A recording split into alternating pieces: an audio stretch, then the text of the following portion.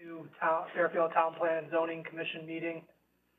Start off with meeting minutes for three meetings, July 8th, excuse me? Oh, I'm sorry. Excuse me? 18th.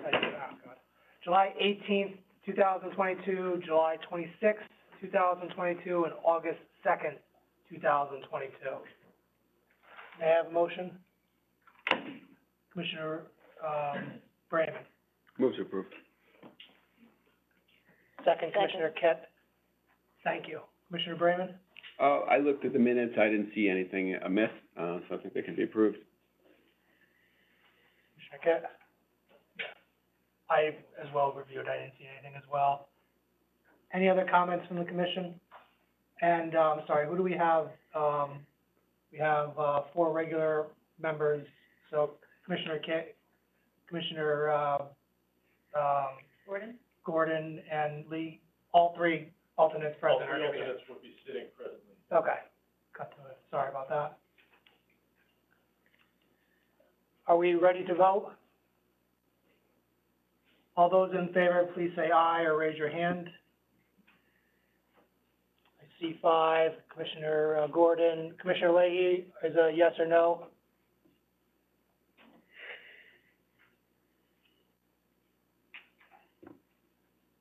Three. Oh, mark him as an abstention. Oh, can you hear me now? Yes. Yes. Yes. Yes, so passes unanimously. There we go. Next item is 321-325 Reef Road, request of Phoenix at Reef Corp for a 50% release of a $84,974 bond pertaining to improvement. For anybody looking at the agenda, it should be the request is You're not speaking, would you please mute your line? We're getting some, background noise. Okay, Mr. Chairman, you perhaps may have driven by this site on the way down here. This was a project that's a conversion of a medical office building to 7 or 9 condominiums. The drainage is in, the curving sidewalk and front landscaping is all in. And you do have a report from the engineering department, indicating that 50% of the bonded improvements have been completed. So we're therefore would agree and recommend you reduce the bond by 50%. Thank you. May I have a motion? Commissioner Kett? So moved. So moved. Move to approve. Second, please. Commissioner Harrison? Any comments? Recommendations been made. Any? No comments? Yeah. Put it to a vote. All those in favor, please say aye or raise your hand. See 6 hands. Commissioner Leahy? Aye. Aye. Passes unanimously. New applications for recommendation to public hearing. 40 Hillside Road, zone change application of 40 Hillside Road, LLC, to establish a neighborhood design business district on land presently zoned AAA. Should I call them both together? Yes, Mr. Chairman, I think you can do this as a single motion. And then the next, I'll call together, item B, again, 40 Hillside Road, special permit application of 40 Hillside Road LLC pertaining to the construction of a veterinary hospital. Okay, Mr. Chairman, this commission may recall that 18 months or so ago, we had an application that was denied without prejudice for this site. The applicant is back, and they have retooled their plan, and have consulted with impacted neighbors. They're for a second go-round to change the zone with the idea of relocating the Greenfield Hills Veterinary Hospital. So it does, as it's a zone change, special permit does require a public hearing. Thank you. May I have a motion for these 2 items that hearing is required? Commissioner Brayman? Move them to public hearing. Commissioner Harrison? Second. Again, I don't think any comments are needed. Hearing is necessary. All those in favor, excuse me. All those in favor, please say aye or raise your hand. Aye. See 6 hands. And here, Commissioner Leahy, aye. Passes, the 2 items pass unanimously. Next is public hearing 190 Sherman Street, special permit application of Mckenzie Real Estate Corp. LLC pertaining to a 24/7 two-story addition to an existing office in the Center Design District. Attorney Fallon. Good evening, Mr. Chairman, members of the commission. For the record, my name is John Fallon. I'm here tonight representing the Mckenzie Real Estate Group and our applicant, Copio HR. Also with me tonight is Leslie McIntyre, who's the CEO and president of Copio HR. I'll talk about briefly in a minute, and Mr. Ralph Tavella, your host. This application, first of all, we appreciate you hearing us tonight. I think it's pretty straightforward, and I'll endeavor to be brief. The property is located at 1990 Sherman Street in the Center Design Business District. We hope that with your approval, Copio HR will soon be the occupant of the premises, and we make this application to facilitate that for a special permit site plan approval with regard to this modest addition that's proposed. Although the addition is small at only 287 square feet, it will provide the needed additional space to accommodate the offices of Copio HR. A few words about Copio. It's a human resources consulting firm partnering with small to mid-sized companies, helping them to build and improve their HR practices and ensure they're compliant and operating safely. The company employs 5 core consultants, all of whom work on a hybrid schedule, 3 days on-site and 2 days remote. All other employees function on a fully remote basis, and the company, as I said, provides services to clients both on a remote and in-person basis. The addition, as I said, is small, 287 square feet. It's very nicely designed by our Fairfield architect, Edmund Clementi, and we think it's going to have a very positive aesthetic impact on the property and the area of Sherman Street in general. On June 2, 2022, the Zoning Board of Appeals unanimously approved variances of section 12.7.6.4, which was with regard to the continued allowance of the existing side yard setback that's existed for many, many years based upon the location of the building, and also a variance of section 28.6.6 to allow the parking spaces, the 5 parking spaces as we propose. We're very confident, based upon the nature of our business, the fact of our remote employment of many of our employees on a full and part-time basis, that the on-site spaces will be more than sufficient to meet the needs of the business. And after a full public hearing with regard to the matter, the Zoning Board of Appeals unanimously concurred. So in summary, Copio HR is an extremely well-regarded local company. It has very strong roots through the Tavellas in our community. They're very excited to establish their offices in Fairfield. The nature of the business operations, as I said, are ideally suited for this location. And the addition, though small, will provide the needed additional space to facilitate the efficient, smooth operation of the business. The Zoning Board of Appeals unanimously found after public hearing the appropriate variances which they granted, and we're very pleased with the addition as designed by Mr. Clementi in terms of how it is attractive and blends well with the character of the neighborhood. So we would be pleased to answer any questions that you might have, and again, we appreciate you hearing us this evening, knowing how busy your agenda is and has been. Commissioner Braun. Could you just explain where this is, 190 Sherman Street? I didn't get a chance to look up the area. You know, Sherman Street's kind of weird because if you Yeah. go up where my office is and you take a left, this building is about, 3 doors down on the right. It's been used as an office for many years, and it's in need of some tender loving care, which the Tavellas are going to be giving it, and that's where it is. It's right in that center block. There's no significant change in the amount of traffic going in. It's a small office setting without, Yes. not a retail business, basically. Correct, correct, and that's why this business is perfect for it. I think it'll blend well into the neighborhood because it's not gonna be high traffic generated. And the footprint's going up a little bit from where it is now. That's the reason.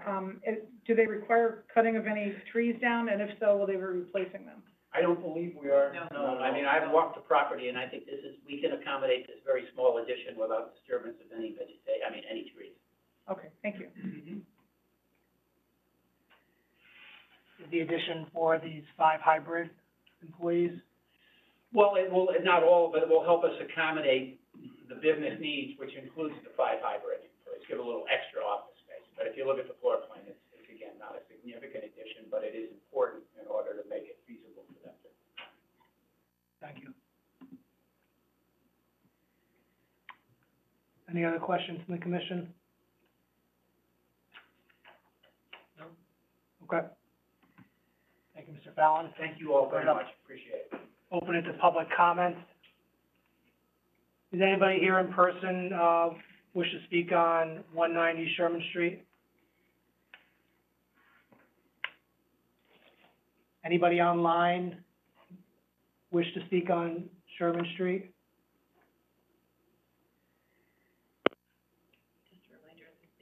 Oh, yeah, if you are calling in, not using a computer, but calling in, please press *6 to unmute yourself.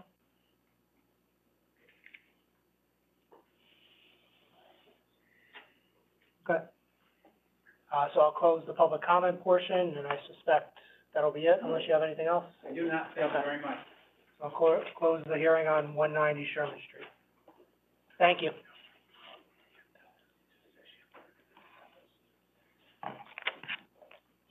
Moving on to our next 2 items, I'll call together. Zoning regulation amendments, application of 15 Uncle Will Road, LLC, to amend section 12.3 of the zoning regulation, center design business district, proposed new section 12.3.29, titled inclusionary multifamily residential use with a housing opportunity or workforce housing component. And item 3, 15 Uncle Will Road, zoning compliance application of 15 Uncle Will Road, LLC, pertaining to the construction of a 63-unit residential building pursuant to section 830G of the Connecticut General Statute in the Center Design District Business District. Good evening, Trey Smith. Good evening, Mr. Chairman. How are you, members of the commission, professional staff? For the record, my name is Chris Smith. I'm a land use attorney with the law firm of Walter and Pearson, and I appear before you this evening on behalf of the owner applicant, 15 Uncle Road, LLC. For the record, I believe we have most of our consultants. Dr. Forrest is appearing remotely. He is away, but I believe he's here through remote, and we do have some of our consultants remotely. And I believe we have Larry, we'll be hearing from everybody. Larry Edwards. Yes. So we have Dr. Lee, we have Joe Versteeg, we have Larry Edwards. Okay, and I think Mr.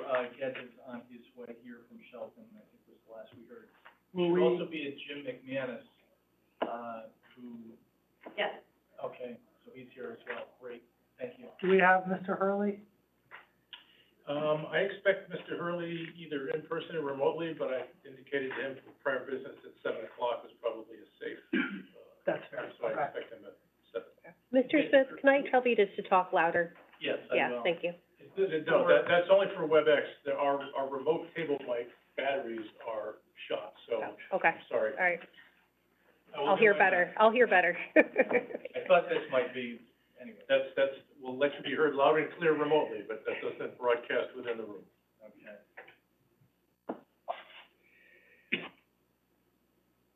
Bear with me a minute, setting up over here.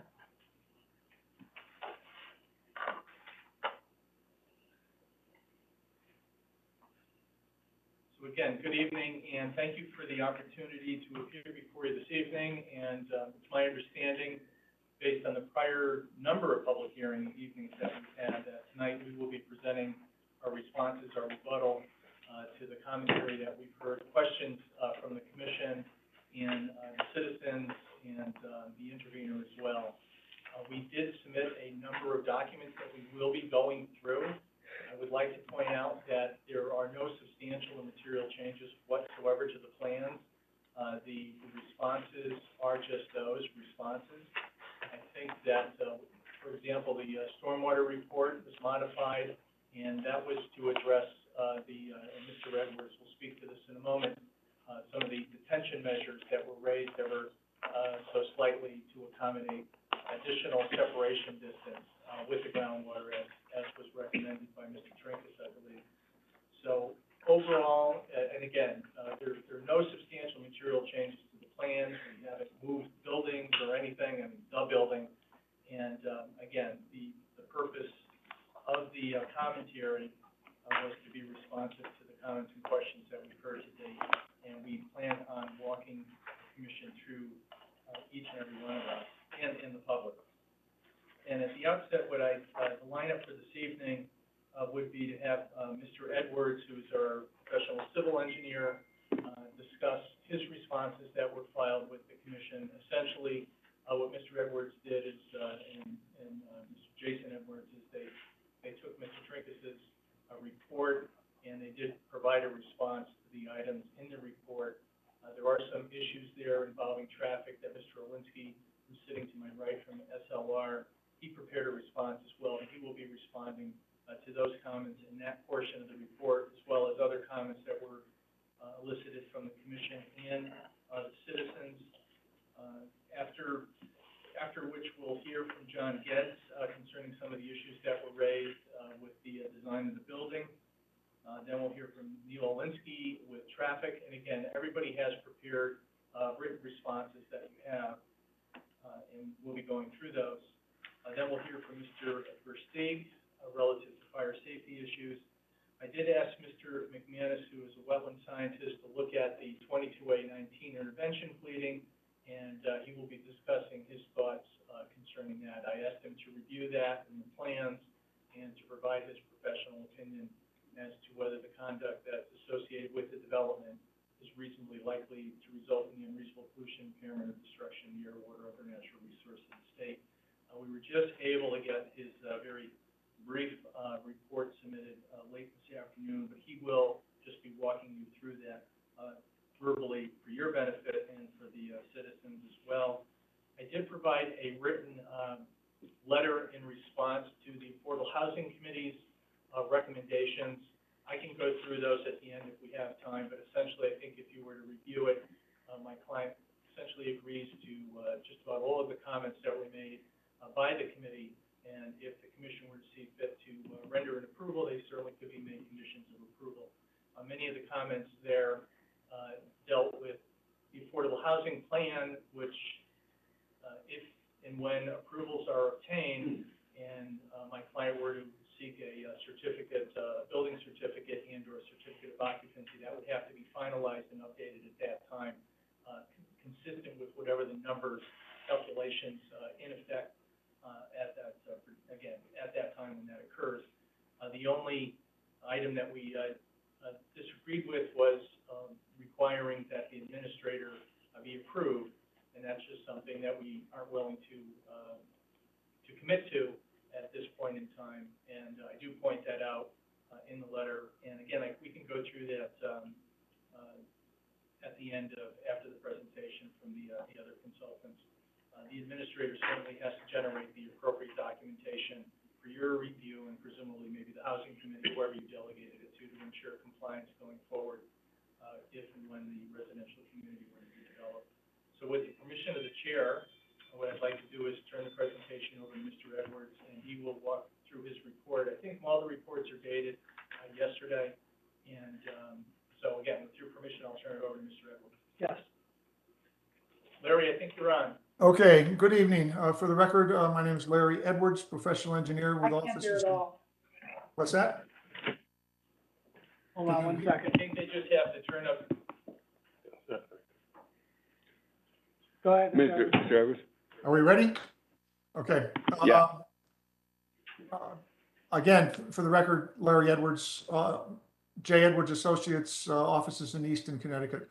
What I did in my rebuttal analysis of the comments from Mr. Trinkus is basically outline each item of what we felt was our response to his concerns.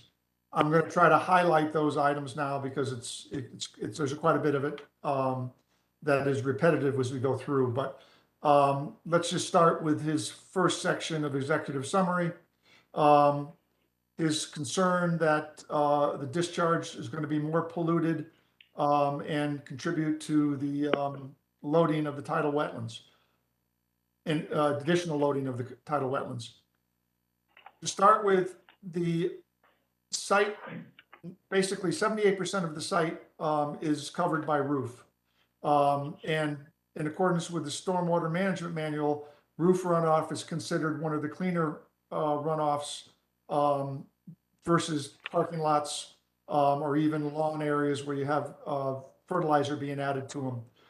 And as I said, our site contains 78% of the site is covered by wood roof, and compared to the existing site, which has 84% coverage of the site with parking and uncontrolled roof that is directly discharging into the town drainage system with no treatment at all.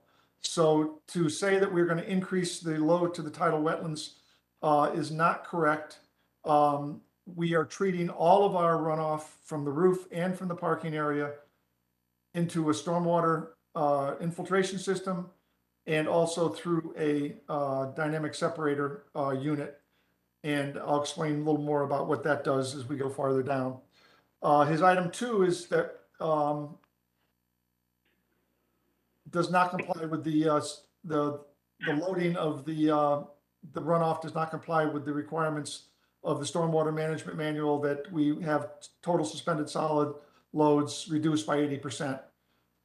The Stormwater Management Manual is very specific in that the primary issue is to control the first 1 inch of runoff from impervious areas on the site. And that is considered to contain the majority of the pollutant load that would be generated in a typical storm.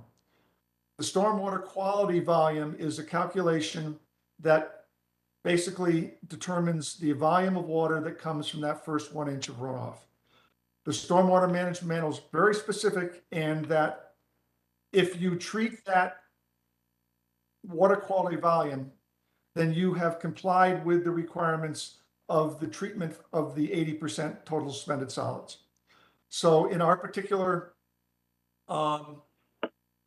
site, we have basically are retaining all of the water quality volume in our infiltration systems, and we are also providing a dynamic separator ahead of that treatment, which will even reduce it farther than the 80% recommended. So we do comply with all the requirements of the water quality management in terms of our load and the total suspended solid load removal. Number 3 of his comments concerns more to the architect. I'm not going to address that one.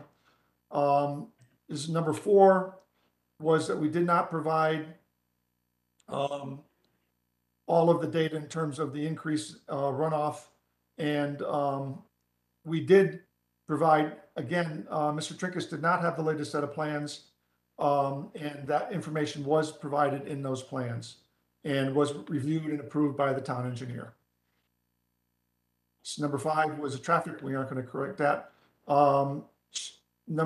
Sheet E1, number 1, wasn't signed by a licensed surveyor and engineer, and it is signed. It was signed in the previous set of plans, and obviously he did not have this correct set of plans.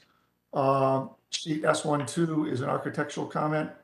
3, I'm going to leave to the architect. 4 spot elevations.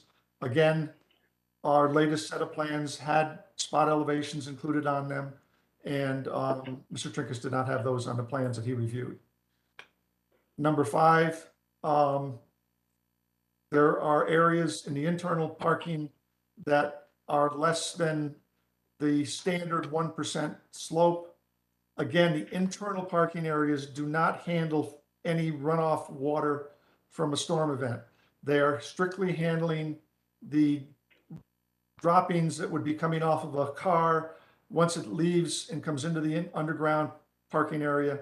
And those are going to be very low flows, and the collection can be a 0.5% or less.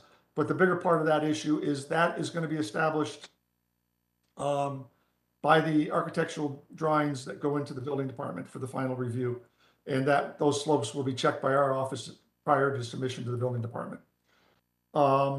6 is an architectural comment. Mr. Edwards? Yep. Hold on 1 second. Yep. I just have a question through Attorney Smith as to whether there's we received from Mr. Edwards a modified stormwater drainage plan, but is there another document that was submitted, or is he just reading from notes? Because we didn't receive a response document, we just received the Response on- revised. For the record, I forwarded, to you and Ms. Harrigan, the response document, and also the revised plans to address what I had mentioned before relative to the detention. I don't know what it's, right. We have the plans in the revised stormwater management plan dated, revised, with yesterday's date, but I don't believe we received, if there is a separate document, I'm not sure we have that. I sent it to you. I also, I'm looking. did forward everything to the interviewer, Mr. Redgate, as well, so. And, Mr. Wentz, that would have, No, I just have the same stormwater report and right. revised site plan. I know I had called because I had some things bounce back, but then I resent them. I broke everything down. Yeah. I know Mr. Redgate got his. They were sent multiple times, so they were being filed. And that's fine, we can continue, I don't mean to stop the proceedings. No, but I just want to it make sure that we get a copy of it, because Yeah, if there is a separate document other than what we have, I just want to make sure we ultimately. It's very important. I have a question for clarification also. Oh, okay. I'm just checking. Let him just check to make Okay. sure, the time.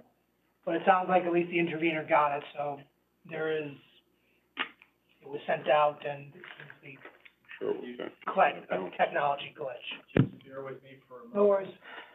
I could just. Okay, can I proceed? Hold on 1 second, Hold Mr. on Edwards. 1 Okay. second, Larry. I'm missing Thank- some of your talking there. I can't get it all, so.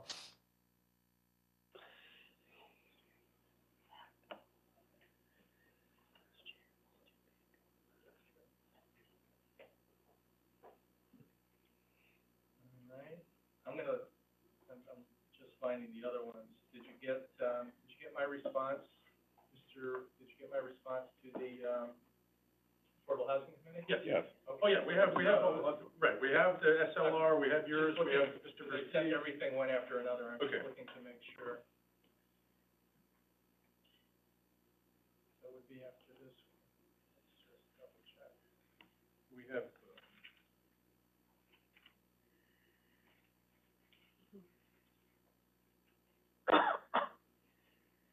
Did you send it to the intervener and to the town, the same email? No, different email. Different emails, okay. I'm gonna, the plans were sent, I can resend them. We got the plan. we have the plan set, we have the revised stormwater management plan, Beautiful. we have your affordable housing report, we have, I know which one you're looking for. we have the GEDS, garage ramp access parking and construction phasing documents, and we have the Apologize. SLR report and the Versteeg report, and a bunch of resumes. Yeah, I didn't see those in the file, so I just resent Yeah, them. that's fine. We talked about. I just want to make sure if there is a separate document that we end up getting, it seems that you referred to one earlier, and No, it may I have, apologize. it may have, I know you were having issues with the thunderstorm as well, so it may not I have. know, what was sent to me I lost, but then I got it. I can send it directly to them now. Please. Okay, Jason Edwards is going to send them. I know he's on vacation, but he's gonna. And I apologize. It sounds like everything else you have.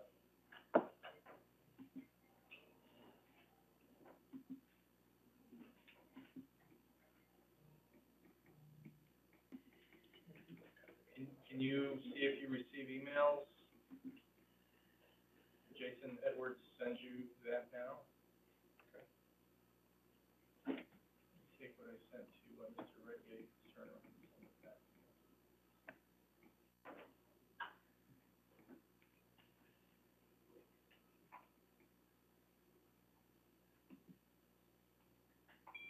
Okay, it's on its way to you. Okay. Mr. Wendt and, Ms. Harry.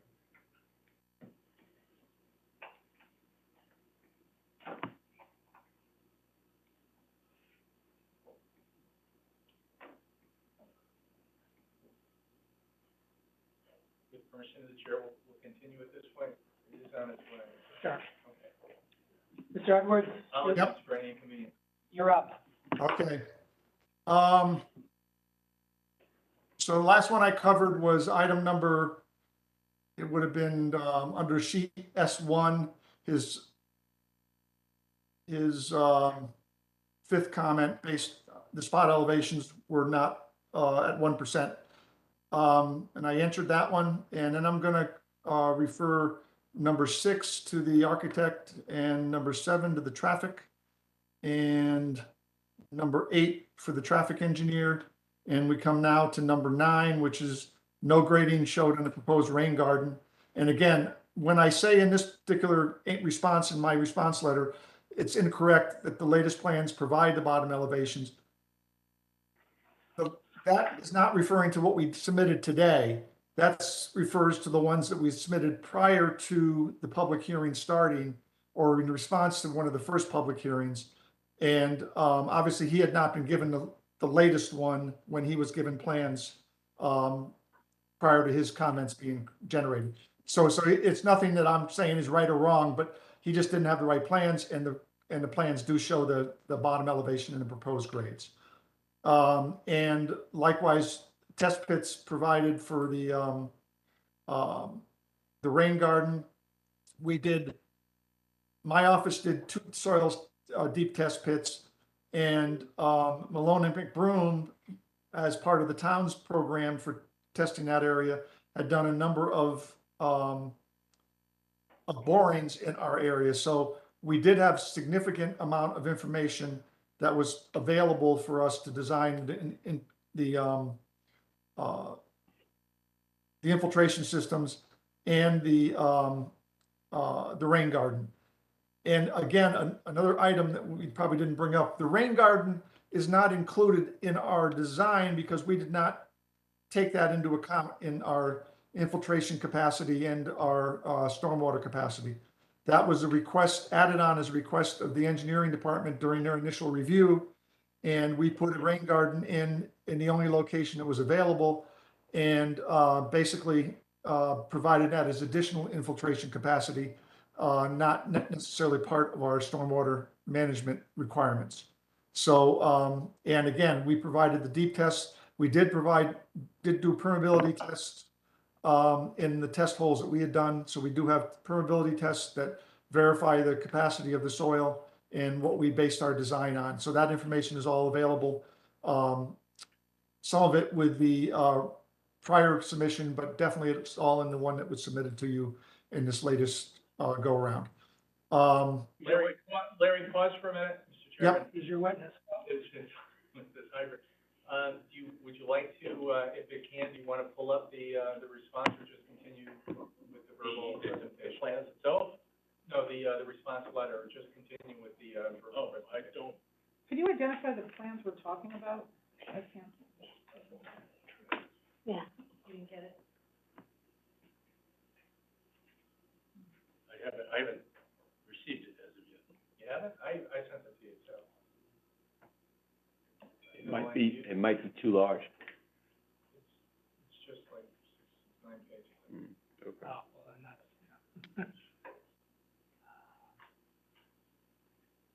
If not, we can continue with the verbal presentation. No, yeah. As a courtesy, if we could pull it up. that's fine. Why don't we'll keep continuing. Mr. Edwards, Kathy has a question. Mr. Edwards, when you, are referring to plans, if you can do your best to just identify the set, the page, things like that, please.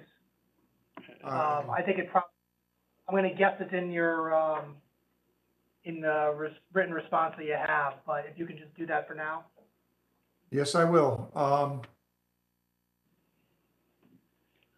let me just get back to my sheet again. Yeah, I need to know the date of the plans, because there's several dates, and also some were prepared by Mr. Geddes and some were prepared by Edwards, and I'm not sure the difference. So, and they also have different dates on both of them, different updated dates. There's a lot of different sets of Okay, plans. Mr. Edwards, please continue, and just, as you're referring to plans or documents, if you can please just identify them to the best you can. Okay. I'm gonna just, from what I can just, I was trying to go through and figure out what the dates were. There was the previous submission to the one that you have, that you received yesterday was, I believe 6/24, was the previous set of plans. And those are the ones that, Mr. Trinkus, I don't believe had when he did his review. Everything else is either based on the 6/24 plan, and if it's referring to something that's in the new plan, I will try to spell that out as we go along. So, and if I may, for the record, the 6/24 plans were the ones that were presented the first night of the public hearing. And, we do, Larry, now have your written responses up on the, Oh, okay, on the perfect, screen. okay. And I think I don't know if you were page 3 of 9 or 4 of 9.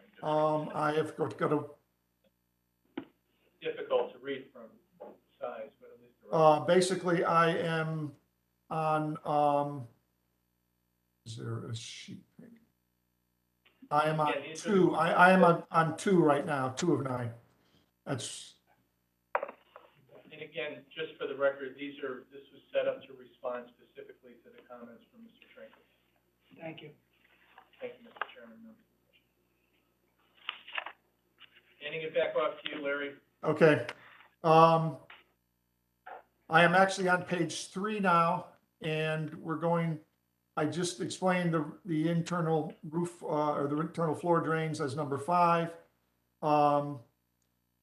Number 9 refers to the rain garden, which I already explained. Number 10 is the soils test data, which we have provided. And now I'm down to number 11, which this one is basically referring to the depth to the groundwater in the system areas for our 2 infiltration systems. And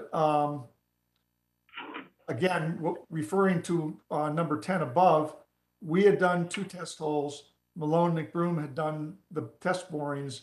And as on the average of all of those, the average groundwater depth was over 10 feet. Now, this is something that happened on the last revision. In my original set of plans that was previous to this last revision, I had 2 different elevations on the systems, infiltration systems on either side of the building. And I, in this latest revision, basically put them both at the same elevation. And at that elevation, the bottom of the system is set at 6.5. The depth is at least 10 feet, which allows us 3.5 feet above the groundwater to the bottom of our infiltration system. So basically, that answers his concern that we don't comply with the 36 inches, but also a comment that was brought up by Mr. Hurley at the last public hearing was that we didn't maintain, or he questioned whether we were maintaining a minimum of 18 inches to 24 inches, which is the town requirement, which again, we do comply with that because we're now at 3.5 feet. So that answers both of those questions. There's no roof drains connecting on the plan. That's number 12. And that was correct in the latest set of plans that you have. We have shown the roof drain connections on the plan. Number 13, on one of the systems, we had it incorrectly piped, and we did revise it to make sure that the separator is located ahead of the infiltration system on both of the systems. One of them was before, and one of them wasn't. The piping wasn't shown correctly. So we made that correction in these latest plans that were submitted yesterday. Number 39, which we're now on page 4.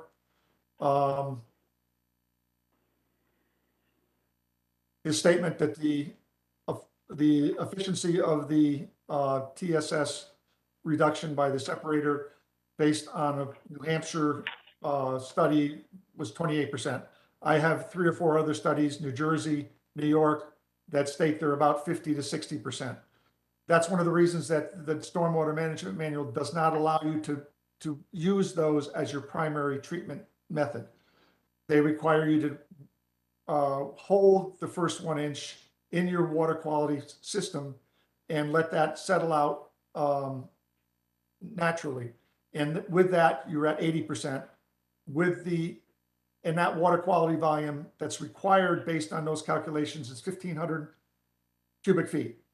Ours, 2 systems provide 3,738 cubic feet, which is over double the amount of storage you need to meet the 80% requirement set by the Water Quality Manual. Then you take on top of that, we have got the separator unit, which will increase that number even more. Even if you take 28%, theoretically we would be over the 100%. But again, we're doing things conservatively.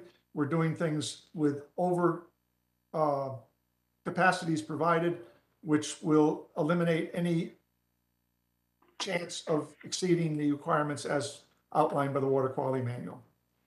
Number 14.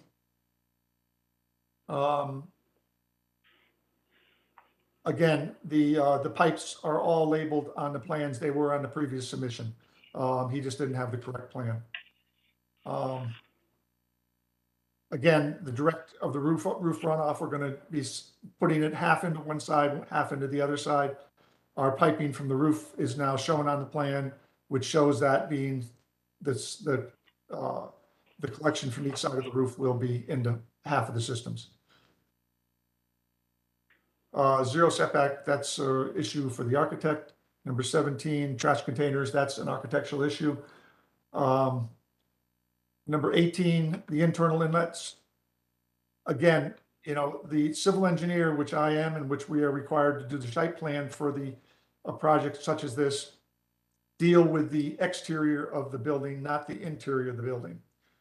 The plumbing that's going to take place in the basement, and actually the interior section that's covered by the parking garage or by the roof and is within the covered by the roof, would be collected as part of the plumbing plan and detailed in that, just like the rest of the construction documents that you're going to have for structurals and everything else. That doesn't come before your commission. It's going to be part of what the building department reviews as part of their review once you come for finally building construction plans. So we do not show that. That would be handled at a later date as part of the building plans.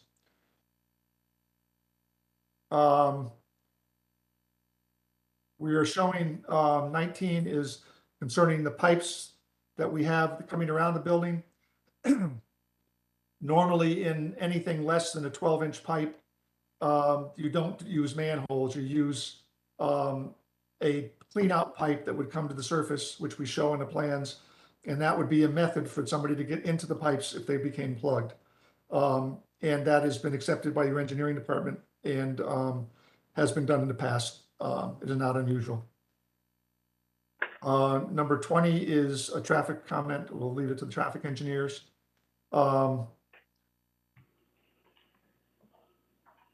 2 water infiltration systems located outside the buildings is potential that it'll raise the saturation level that may impact the building itself. We have obviously been in contact with the architect from day one, and he is proposing that the building to be designed as a sealed box construction with no internal drains, and he is aware of these the infiltration systems, and he will be designing his foundation to handle the pressures of that. It's really more of an architectural issue, but it is something that we were aware of.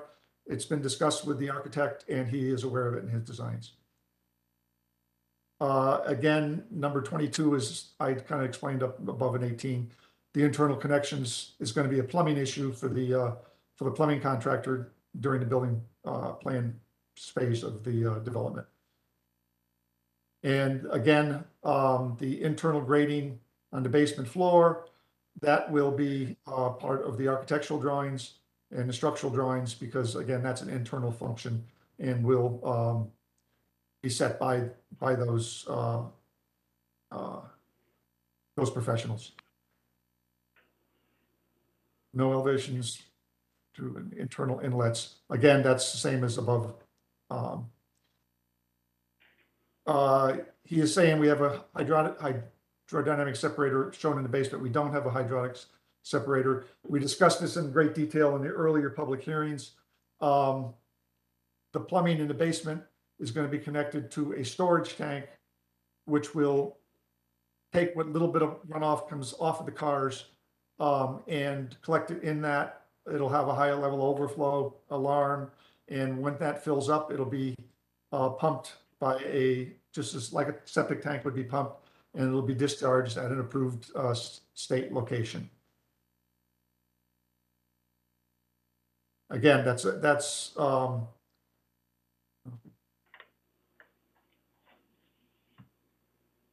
so again, that was answered above, but the sanitary sewer is going to go out to Umpqua, and that final grade will be set again by the plumbing contractor, who will set the grade, and then we will provide the grade and the piping dimensions going from the building out. But again, that's part of what the plumbing contractor will do. 25 is an architectural issue. Again,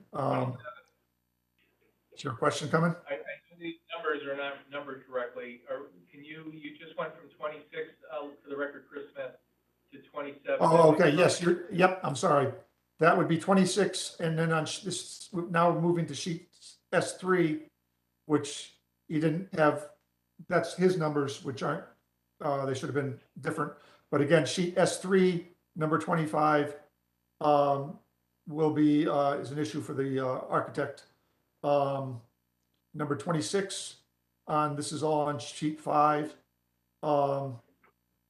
Again, will be set by the plumbing engineer, not by us. The water, we saw a lateral going out to Sanford Road, or we don't show one. We're connecting to Uncle Road because that was where we were told was going to be where the water company wanted us to connect to. That's 27. Now we're on to sheet 6. This is basically C1, the EC1 sheet, and this item number 28. Mr. Edwards? Yep. One question from Commissioner, well, we have questions from Commissioner Braun. I have a quick question. When you're talking about a lateral to Umpqua Road instead of Sanford Road, are we talking about sanitary sewer connections? No, that lateral concerns the water, water service. That was a water lateral. Okay, thank you. Yep. Okay, on to item 28. Question? Okay, I'm sorry, go ahead. No, I'm just polling the commission. Go ahead, Mr. Edwards. Okay. Now we're on sheet 6, EC1, comment number 28. Sediment traps are. Just for the, Larry, I apologize. I think it's page 6, but it's sheet EC1 in the, Page 6, EC1, number 28. The sediment traps, we did not provide proposed contours, but we did provide the elevations of the bottom, the outlets. They're all detailed out. There's no need to have contours, and we provided a standard detail showing that.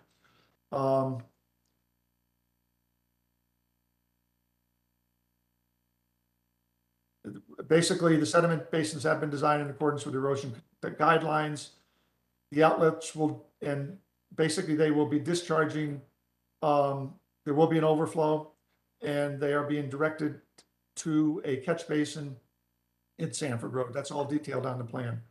And again, this has been reviewed by the town engineering department, and they have signed off on it.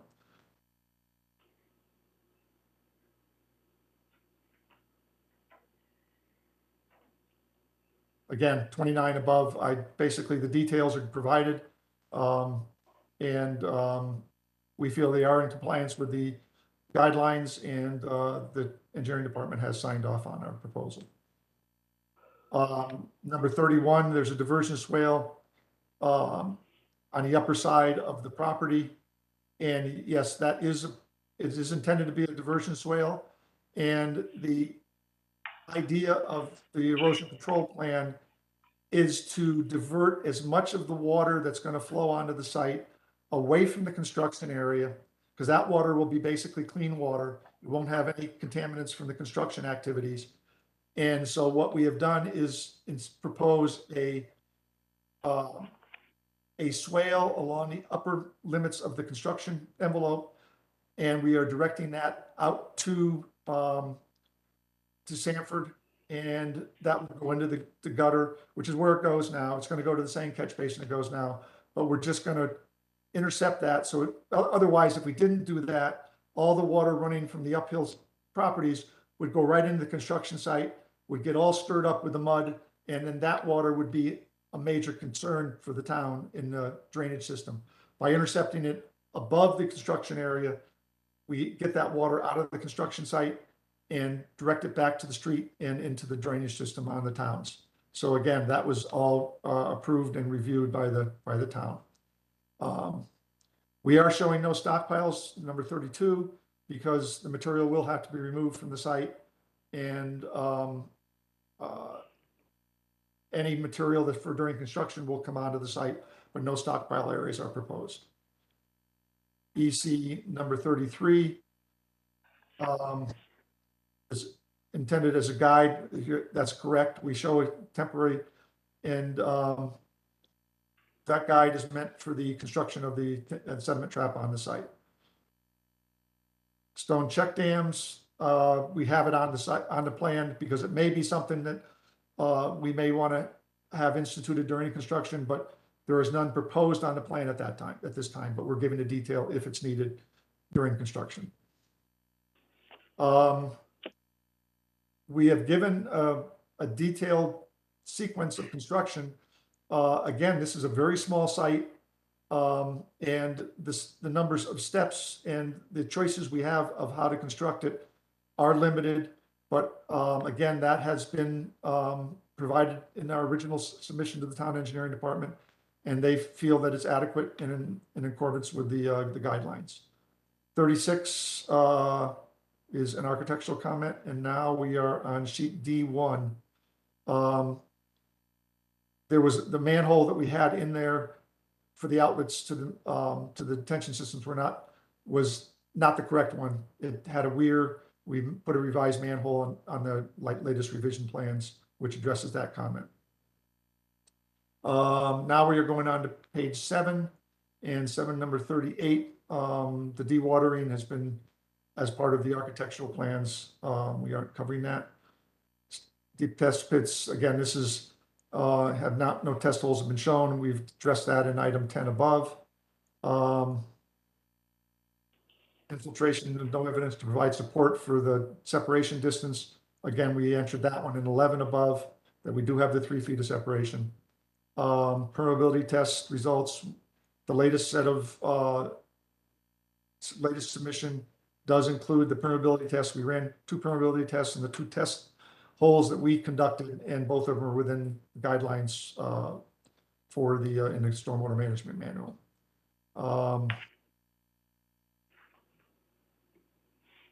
We have provided I don't know what else I can give you.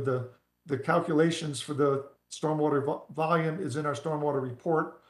And the quantity that we're withholding is also listed in the report, but it's basically taken from the calculations for the storm detention, which provides what that volume is. And those are both provided in the report.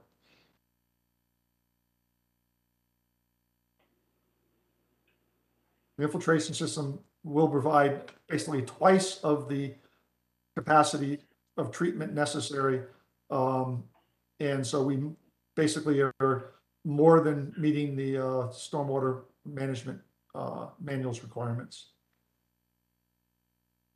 We did provide the calculation of stormwater quantity volume in our revised stormwater management manual, and the hydro separators are sized properly. And Larry, I apologize, Chris Smith, for interrupting, but if you could just say the number. I'm sorry. Yep, that last one was 45, and groundwater volume recharge was used based on a Class D soil. The amount of groundwater volume is directly proportional to the soil type. A Class A soil is a very high rate of infiltration. A Class D is a very poor rate.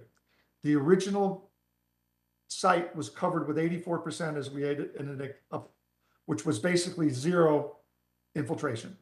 So we took Class D because that closely reflected what the existing conditions prior to construction were. And basically, if we used the Class A soil type, the groundwater recharge volume would be, that calculation would require 682 cubic feet of storage, of infiltration. We are providing over 4,000 cubic feet of infiltration in our recharge volume. So we took the worst case scenario versus the best case scenario. And so we are more than exceeded the groundwater requirements for the stormwater management manual. Number 47,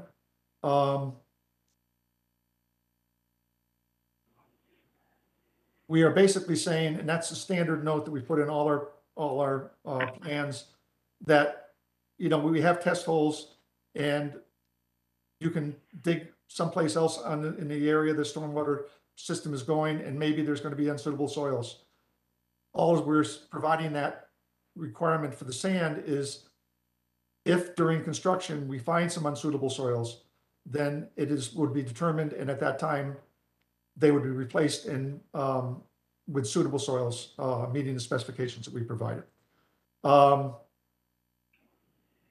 48. Go down to the. Okay. This is, he is stating that the applicant is using a hydrosoil Class C for this analysis. The town, if we use if in some towns you're allowed to take existing conditions on the site and say that your retention is, this is more for discharge quantities that leave the site. And that we could use the existing conditions, which was 84% impervious area on the site previously.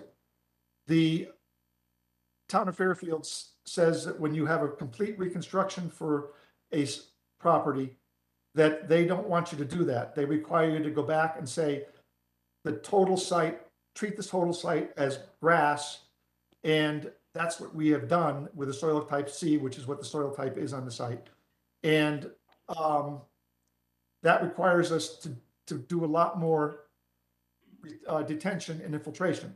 If you stop and think about it, if this 84% of the site is impervious, majority of the water is leaving the site. Our calculations are based on the site being lawn, which would basically take about 25 to 30% of the water would go in naturally into that lawn area. So our calculations assume that's what's existing, and we have to store enough to meet that criteria. So that is something the town of Westport does. A lot of towns do it. And it basically makes our numbers much more conservative than would be in his actual conditions that are out there right now. So again, we meet or exceed the requirements of the manual, the requirements of the town, and that's what we're required to do. This is, I don't even know really where he came with this. This is 49 on page 8. There is a term in the HydroCAD formula, the program that we use to do our calculations, and the term is a reach. And in their definitions that HydroCAD has, there's a number of different methods that you can use. You can choose in that calculation what you're going to do. And one of them is that it's an open water course, but that's not what we're using. We have designed it and labeled it as being basically a accumulation of all of the runoff from the site, from the area that goes into the detention system, the area that doesn't go into the detention system. And that is totally part of the calculation model.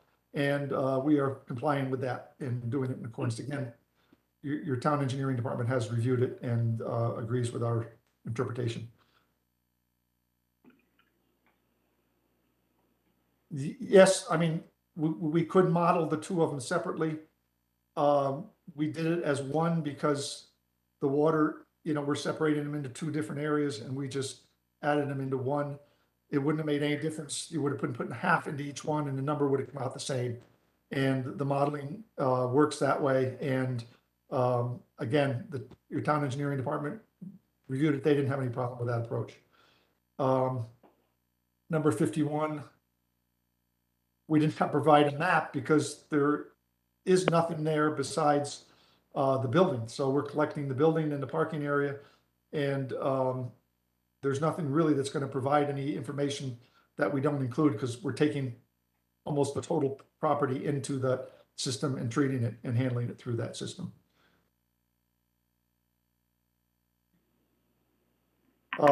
Number 52. Again, I don't even know what the issue was with New Canaan, but basically we have evaluated it and treated it in accordance with the Stormwater Management Manual. And we meet or exceed all the requirements of the manual and of the criteria with which we are supposed to design it. And based on some of the discussions I had in my previous comments, we are going from a site that has 84% impervious.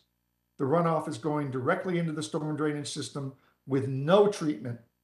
And we are going to a site where we're collecting all of the impervious area, putting it into a water quality infiltration system, plus a storm separator unit. So the quality of the water leaving the site now is going to be far in excess of what it is currently on the site. The sewer sanitary issues, I know we've discussed in detail. I don't really have any response to that at this point from his comments. And we're going on to number 9, page 9. There's been issues brought up about the flooding. We've discussed this in detail also in current. This is number 54. And this project basically is reducing the peak flow from the existing conditions that the town system now experiences and accepts to a peak flow which is reduced by approximately 38% for the largest 100-year storm event. So we are addressing the issues of possible flooding in the area. We are not going to increase the amount of flow going into it. We're going to reduce it by infiltrating it into the groundwater. So we think we more than address that issue. Okay, these are comments that were brought up by Mr. Hurley at the August 2nd public hearing. And we have provided some information. We have provided drawings in the current set which show vehicle movements inside the building with a standard passenger car. And based on our evaluation, and again, this is done through a computer model, that it does meet the OSHA safety parking in all spaces. The ramps, again, was another part that was brought up. We ran a model, which we have included some of the drawings that show the vehicle passing with clearance distances that do comply with the OSHA requirements. So we go from a 3% to an 8% to a 13.5%, and the transitions are adequate that the vehicles will pass, and it does meet the OSHA requirements. AASHTO requirements, excuse me, not OSHA, AASHTO. And that is basically the end of my response to the comments brought up previously, and happy to answer any questions. Mr. Chairman, I do have some questions for Mr. Edwards, just to kind of summarize and pull together the major components. Again, This was an effort to respond to the specific comments that were in the interveners engineer's report that we spent a couple of nights ago, hearings ago, going through. So this was to respond to that that was the major purpose of what we just did. Mr. Edwards, I would like to just summarize a few of the key points out of all of that relative to the proposed plan as part of our rebuttal. And I think you said some of these things, but just to kind of pull it together and summarize, is it true that the runoff from the site today runs off the site untreated into the municipal stormwater system? That's correct. And post-development, the plan as designed will contain and treat all stormwater runoff before it is discharged into the municipal stormwater system. That is correct. We were treating all the impervious areas. There's some small sections of lawn along the edges that may not be treated, but all of the impervious roof areas, driveways and parking areas are all treated, which is what was required by the Stormwater Management Manual. And in your opinion, will the stormwater system as designed post-development, will that actually reduce any pollutants or constituents in the stormwater runoff that currently leaves the site? It'll be a great improvement over the water quality that is now leaving the site. Thank you. And in your opinion, does the stormwater quantity and quality measures as designed in the system, will it meet and comply with all town and state requirements, including the Connecticut DEP 2004 Stormwater Manual? Yes, it will. And as far as the site as designed, there will be retention, so there will be no increase in peak flows. Is that true? That is correct. The 100-year storm is actually being reduced by 38%. And that was my next question. And in closing, as to the stormwater management system, isn't it true that the town engineer opined that your stormwater system as designed meets the department's requirements for stormwater attenuation for the 2 to 100-year storm event, water quality improvements, and groundwater recharge? That is correct.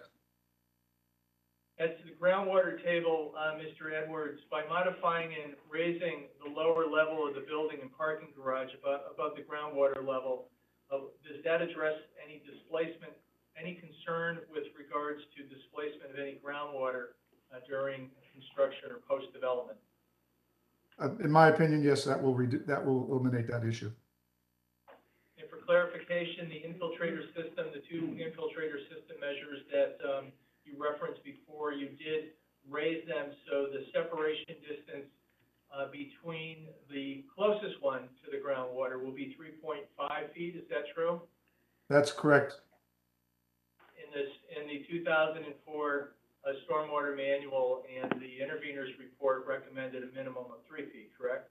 That is correct. But the town of Fairfield, and again, the Stormwater Management Manual allows the towns to specify their own requirements. And as indicated by the town engineer, or Mr. Hurley, is that it was, theirs is, and that's, I knew it was between, you had a minimum 18 inches, they prefer 24 inches.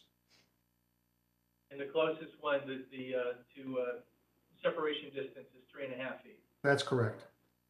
And the second one, I think you indicated in your responses, I don't have it readily handy here, was 6 feet and change, maybe? No, both the systems are now at the same separation. 3.5 feet. So they're both at 3.5. The bottom, the 6 foot is the bottom of the system is a 6 foot, and the groundwater is at 10 feet. Got it. Thank you. And is the sewer, isn't it true that the site is currently served by sewer? Yes, it is. And that we have confirmation of capacity for a sufficient capacity for the proposed development, so long as off-site improvements are done? That's Is that correct. true? That is correct. And is there a reasonable probability within a reasonable time that our client could obtain confirmation of capacity for the proposed development if such off-site improvements are actually constructed? That was the anticipated, that they signed off on it with the stipulation of those improvements. And, based on the last go-around with the WPCA, is it your opinion, your professional opinion, does it appear to be a reasonable probability that within a reasonable time period that our client could obtain, final approval for capacity relative, to tying into the sewer system without having to perform the off-site improvements based on the WPCA's, third-party consultant's opinion? That's correct. Based on our final reports and monitoring data, it was the consultant's opinion that we do not have to do any improvements, that there is adequate capacity in the sewer line. Okay, thank you. I may have two final questions when everybody's done, but other than that, I have no further questions. Thank you, Mr. Edwards, for clarifying those points for us and for the commission. Does any member of the commission have questions for Mr. Edwards? Commissioner Braun? Hi, so so there's two stormwater management plans. One was the original one dated 11/1/19, and then that was revised on 8/8/22. Is that what you're That's referring correct. to? Yep. Okay. So both of them have the same system, but you made some corrections on where the pipes are located or what the order is of the separator that wasn't on the original one? Yes, one of them, if you looked at the piping that was shown on the plan, it showed the water from the roof going into the infiltrators, and that was incorrect. So we revised that piping, and we also, in the original design, we had one side of the infiltration system on one side was lower than the other side. So we raised them so that they're both at the same level, and those changes were made. So, So what plan are you referring to? Can you identify, because we have so many, we must have 50 documents that have been sent to us. Is it the master sheet that's called the master? Is that where the plans are that show? if you go, they're showing right now, it's, what one is that? And what's the document name of that? Is that the master that we got originally? No, I believe is this the revised, Larry? if you hold it still, I think it is, but see what the date is. That's 8/8. This would be this is the newest one. This is the one we're submitting in my comments. So, okay, maybe Do we have this? in the last 24 hours, maybe And the only change was just with the infiltrators. Can you identify the sheet, Larry, and where on that sheet this change was made to increase the distance? Yeah, go to S1 if you can. Next one. I'm on the master and I don't see a whole lot. Right there. This is the one we want. It's the same. The only difference is the S1? infiltrator, they were raised to increase the distance with the groundwater. Yeah, and nothing on the plan looks any different. Well, there is something different, but basically, if you look at each of there's an arrow going out that spells out the requirements of each of those systems, system 1 and system 2. And that indicates the elevation of the bottom of the system, the elevation of the pipes that come in and out, and all of that data on the system to the lower part of the plan, raised slightly to match the other side. So that is the one thing that I did. And then the other thing is leave it right where you have it now. If you look at the stormwater hydrodynamic separator that's spelled out, which is the circle to the left of the infiltration system. Previously, we showed we had it piped wrong. We basically had it going from the catch basin into the infiltration system and then back out through the separator. The way it's supposed to be done is there's actually in that catch basin, and this is on both of them are done the same way. There is a pipe that goes from the catch basin to the infiltration system. And there's a pipe that goes to the separator is approximately, it's lower by about 6 inches. So what you do is when the water first comes in, that first 1 inch of runoff, which is what you want to treat, the pipe going to the separator is a little bit lower. So that first flow goes into the separator, then into the infiltrators. And then once the flow keeps getting more and more and more, there's a bigger pipe that goes directly from the catch basin into the infiltrated system. It's basically an overflow, so that you get the first 1 inch that will go into the separator unit first, and that will treat the first 1 inch, and then it'll go into the infiltration system. And that's the way it's supposed to be. And then before I had it going the wrong way. I didn't have a pipe going from the catch basin to the infiltrator system, or to the dynamic separator. That pipe wasn't there. So it would go, all the water would go into the infiltrator and then come out the separator. And that wasn't the way it should have been. So that correction I made. So the separator, what does the separator do versus the infiltrator?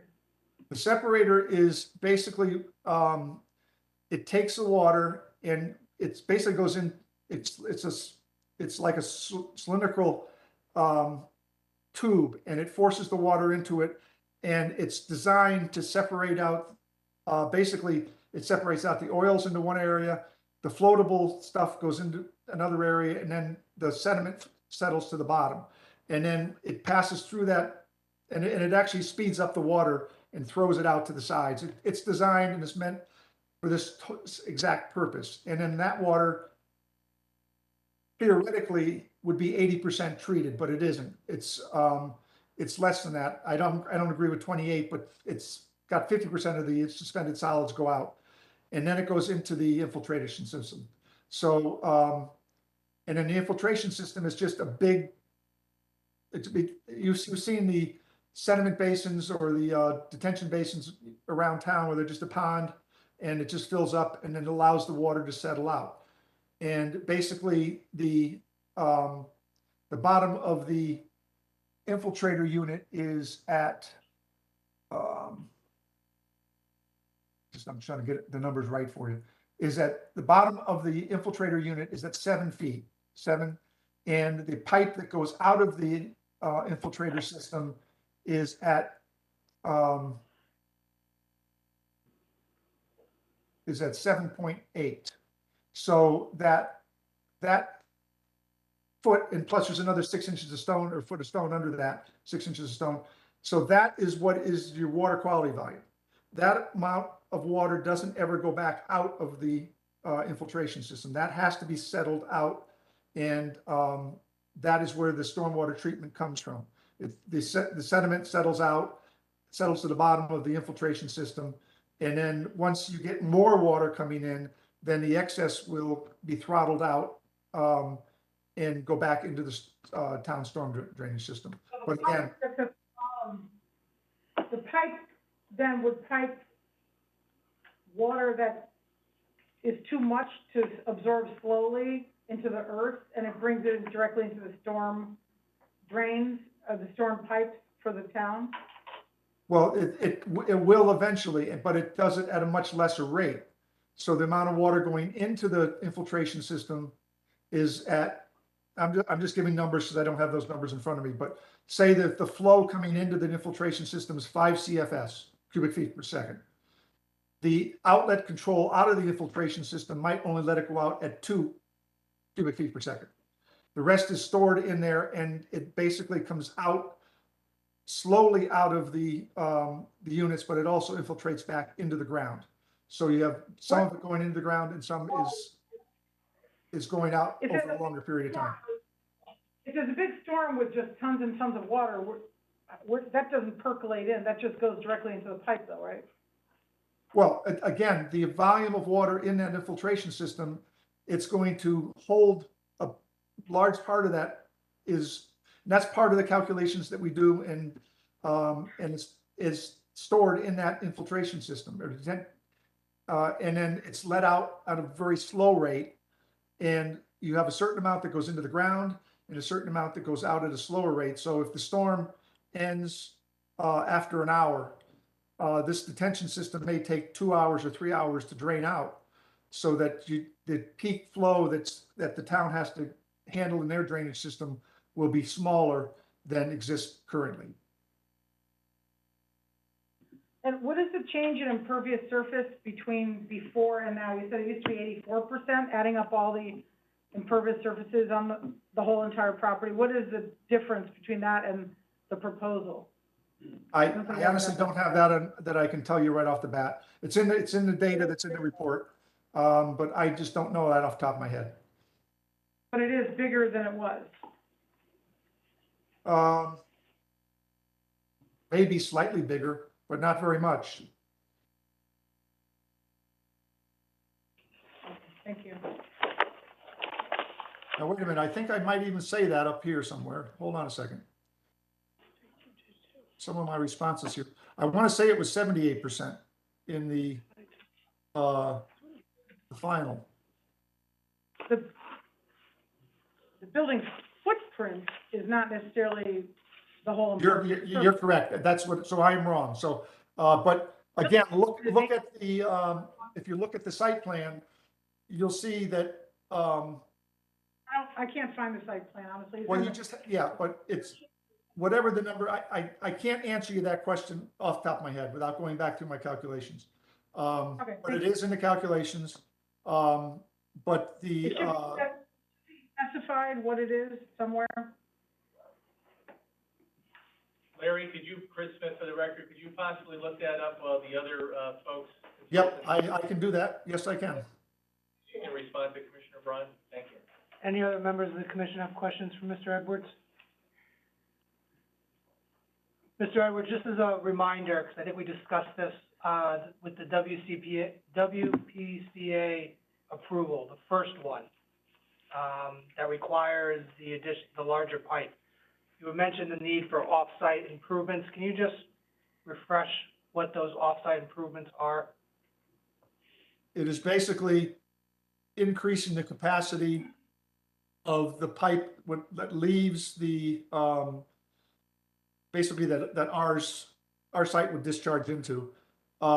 Presently is an 8-inch pipe, and that would be increased to a 10-inch pipe, for the distance across the post road to the other side of Reef Road, where that one is, I think, either 10 or 12-inch pipe. But that was the part that was going to be proposed to be increased, was from basically Sanford across the street to Reef Road.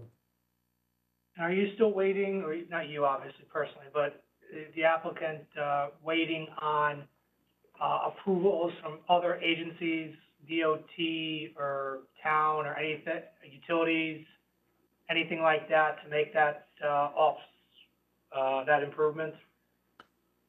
We're not waiting for anything because the state will not allow us to submit anything to them until you've approved it. So it's part of the chain of events. The state does not want to give final approval to anything until a local approval has been obtained. And that's, I think you deal with that for most anything. It's, you make your conditions of, make your approvals conditional on approval of DOT or STC or whoever's going to be the one, or OSTA, it's going to be reviewing it. So that's standard. It's, again, we can't get a final review from them until you guys have signed off on it. Okay, and Attorney Smith, last we talked about this, it was your position that you're waiting from us before you can go back to the WPCA? Well, we have a pending appeal. Well, not the, yeah, I understand the second one, that's outside of what we could do, but the first one with the improvement. Right. Conditional approval with, I'm sorry. no, but, what is it, design, approving, conditioned on getting further details? I think they needed, further details, and I think they also wanted, confirmation from the state that everything would be approved. But as with OSTA, with traffic on a state highway, we can't submit any final plans to DOT for any type of approval relative to the sewer until we have approval for the site development to accommodate it. But you're saying though, before you can go back to the WPCA, you need us. Correct. Any other questions? Sorry. Just for clarification, and if we do prevail on the appeal, then I respectfully submit that we probably won't be going back to the WPCA relative to that. No, that's fair, I'm just talking about that Just for the first one. record. No, and I'm talking about that first one only. But and you're correct with your questions. Just a question. Sorry, can you just clarify that? And so if we were to give you approval for this application and you went back to the WPCA, they're not guaranteed to give you an automatic affirmative vote, correct?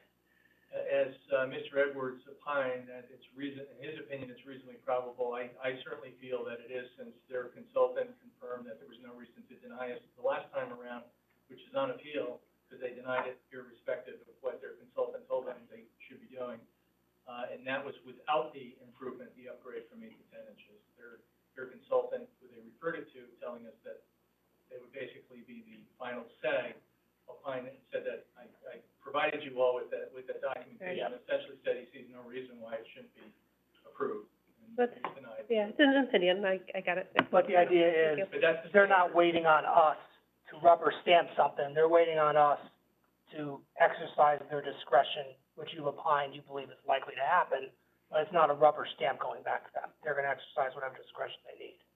I don't think they have any discretion. Well, I think they regardless, approved yeah. it, and I think, Okay. just as if they were to approve that sewer for any property in town, it might be subject to coming in with the final, just like here, the final building plans have to be done, whether it's for fire, for some of the, stormwater, issues, for some of the architectural issues to get a building permit.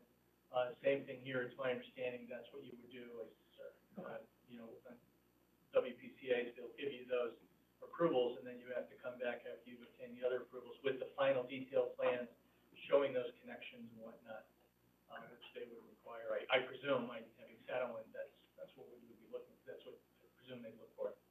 Thank you. Any other questions for Mr. Edwards? Well, anything with Mr. Edwards? Oh, well, I was gonna ask about the appeal. We'll get to that in a second, let's just, because I'll tie things up. Anything for Mr. Edwards? Commissioner Brandon? I just wanted to note, for Mr. Went that I haven't seen the 8/8, the August 8th revisions to the site plan that showed the change in the hydrodynamic separator. But, maybe that was submitted and it just didn't make its way to the commission. The plan, as I understand it, there should be, the only document that I don't believe that we were forwarded to you, as we referenced earlier, was the document that was on the screen that we were scrolling. The responses to There Mr. should have, Trinkus's. I believe you have the revised plan set that was sent late yesterday afternoon, that was referenced by Mr. Edwards in his testimony. Maybe I just messed up. I have one hard copy, but you should have, that should be in an attachment. Okay, Thank you. And just for clarification, Chris Smith, that was, Vice Chair, that sheet, S3. I'm sorry, let me just, it's actually S1, that Mr. Edwards was referring to in the, as you know, the infiltrators are those long rectangular items.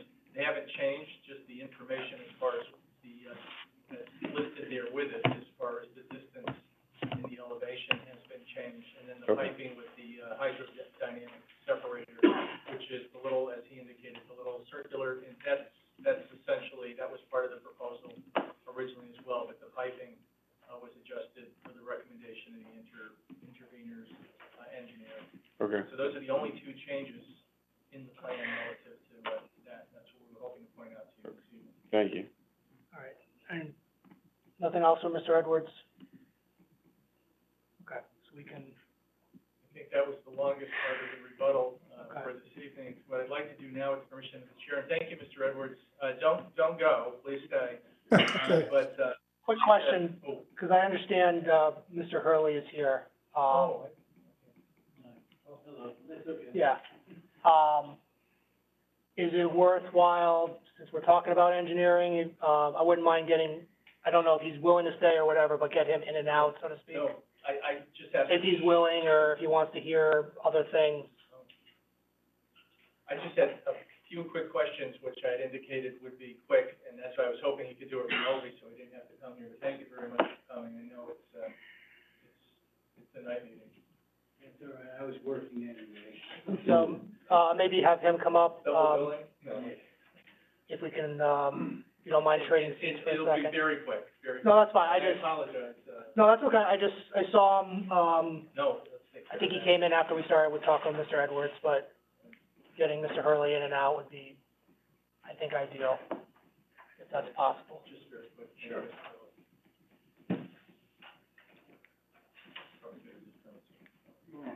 Right, we're here now. Okay, well, thank you. Mr. Hurley, well, for the record, Chris Smith, I just have a couple of very quick questions for you. Sure. Isn't it true that the town of Fairfield doesn't have any regular or written standard requiring driveways for proposed developments to meet any ISD formula requirements? It's true.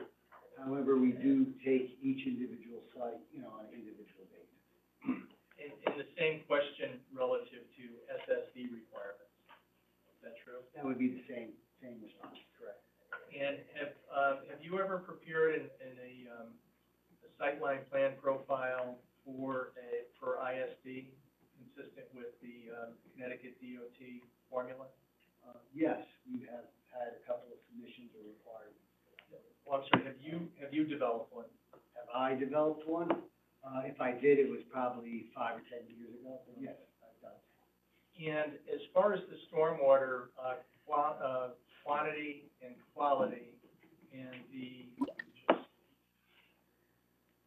groundwater recharge, isn't it true that your department has found the proposed stormwater report and the design of the stormwater detention system to be in compliance with the town requirements?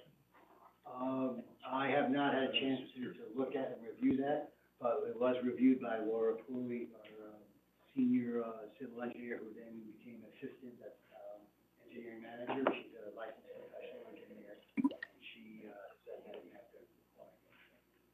That's all the questions I have, Mr. Chairman. And again, I apologize. I was hoping just to do that quickly, remotely, and perhaps it's when we first started, but. Okay. Thank you, Mr. Hurley. If you have any questions for Mr. Hurley, I guess now is a decent time, but we can't always, as he's part of our, part of the Fairfield, always, and I expect we will reach out to him, with other questions after this hearing closes. So if there's any questions, I'd probably maybe just keep it quick so we can move it along.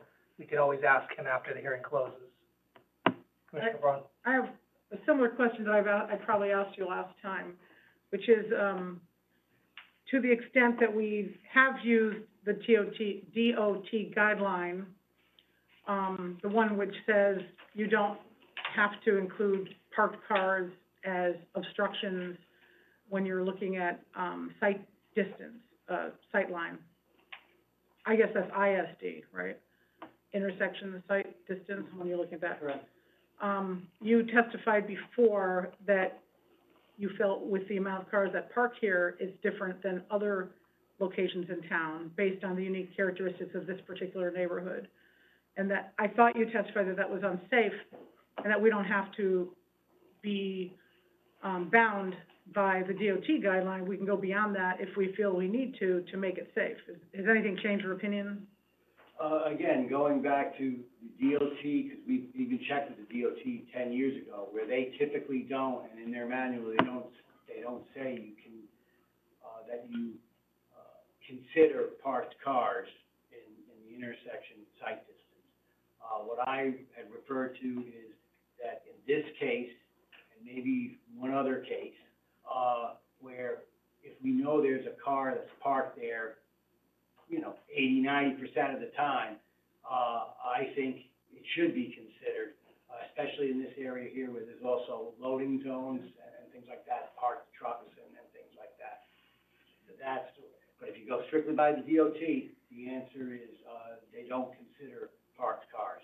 I took it as because this area was so, there's a lot of cars parked there almost all the time. There's hardly ever any empty spaces, certainly from the hours of, say, 5 to 10, in the afternoon, and the evening, that it should be considered. Thank you. That's my opinion, yep. Any other members? And I know you. Anything else from Mr. Attorney Smith? No, sir. Okay. Thank you, Mr. Hurley. Thank you. Thank you.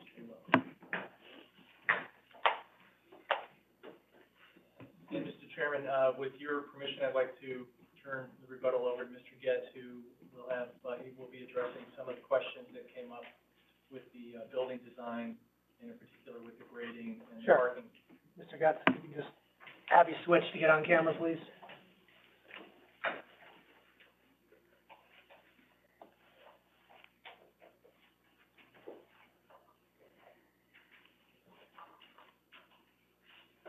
Members of the commission, my name is John Getz. I'm president of Primrose Companies. I'm principal at the architectural firm of Getz Associates, Inc. I'm here to provide some rebuttal to some of the issues that were raised during this testimony, and also to address some of the questions that have been raised by some of the members of the commission. I recently submitted a package of responses with additional drawings and graphics. They're all dated 8/8/22. Some of it is just rehashing some of the information that I had provided, previously. Other is more involved, but just to go through it, and I won't go in the same order that was presented. I'll just go based on my points. There was an issue raised about the trash container that's shown on the first, or the grade level garage. That area there had been dedicated when we initially designed the concept, which was that we would have space on the side. And that area there was set up mostly for recyclables, which, the paper boxes and that sort of thing. But since we no longer have the retail, the need for the trash containers is no longer there. And what I did, again, I don't know if the plans have been submitted, but I moved the bicycle rack area from the basement garage to that location. So that now will be an area that will hold the racks for bicyclists. So again, there will be no trash container there. As I have provided testimony in previous application, the trash will be handled through a trash compactor, which will take trash from the trash chutes, which will contain a trash room on each level. Compacting in small cubes, and a special pickup truck comes and picks up the cubes.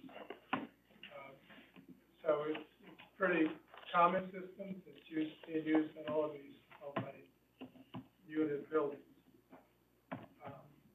So that's the trash compactor. As for the ramps and the design of the parking garage, there were questions that have been raised. I believe that Mr. Edwards answered some of those questions. I also introduced some additional information on the plans that I submitted. But it is my professional opinion that the ramp complies with the appropriate standards, and that both in width and pitch, and that there is adequate maneuverability to access the lower parking garage. And again, I did modify the plan showing that there are no projections into the ramp. Those were moved outside of the ramp area. You do have 20-foot clear driveway width, and then 24-foot clear driveway width in any area that maneuvering into parking spaces is required.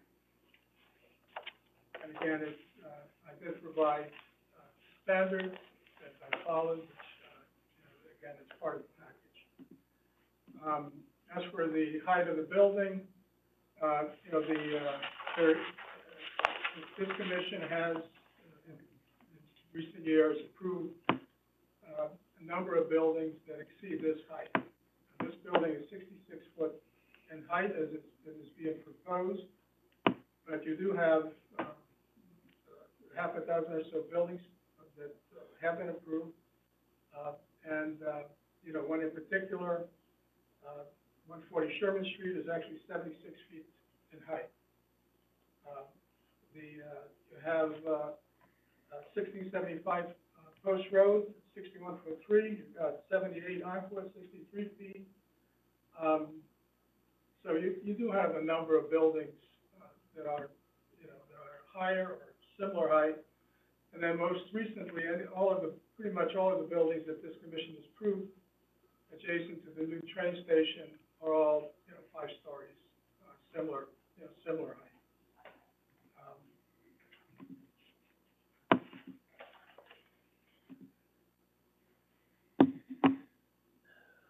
The foundation system, as again was previously, there was a lot of concerns about the groundwater, and I came in providing information and testimony that the way that I designed this foundation is similar to I designed in other locations. It's a sealed system similar to a swimming pool, except instead of keeping water in, it's keeping water out.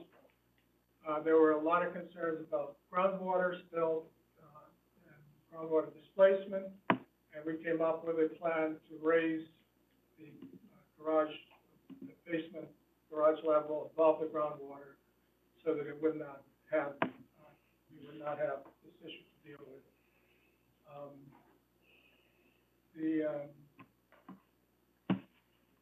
The construction, Mr. Trank has provided a lot of information, or spoke a lot about that this building could not be built.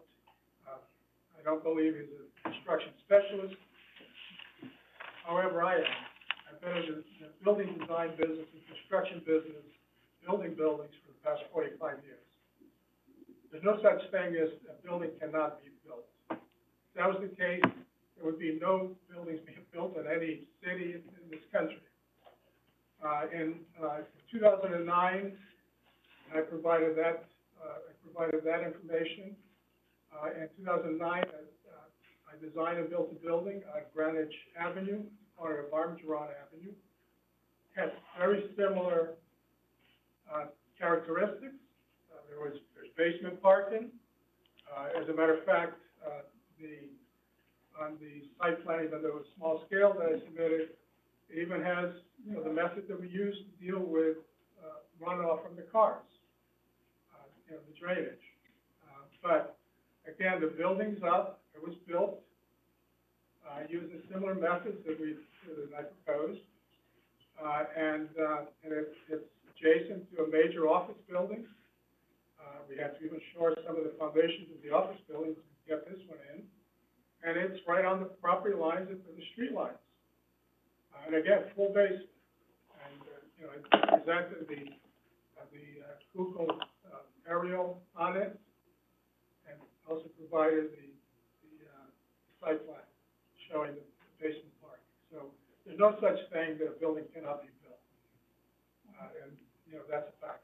This is not, I'm sorry.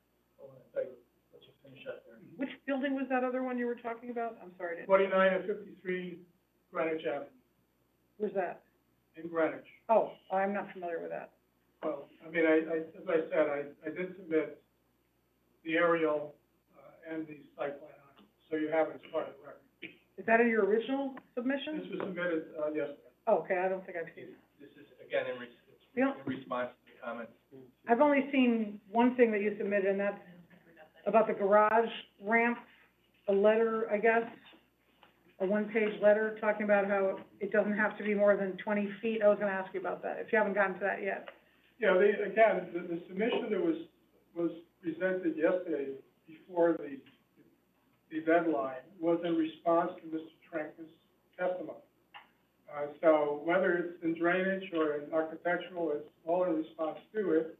And on my part, what I did is I went back and, just try to address the statements he made.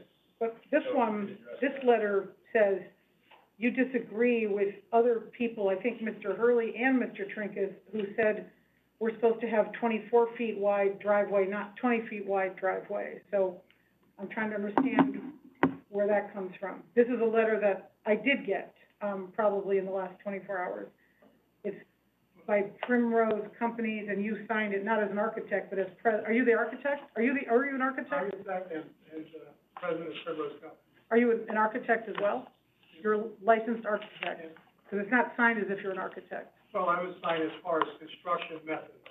Are you the architect that drafted all the plans for the Yes. project? Yeah.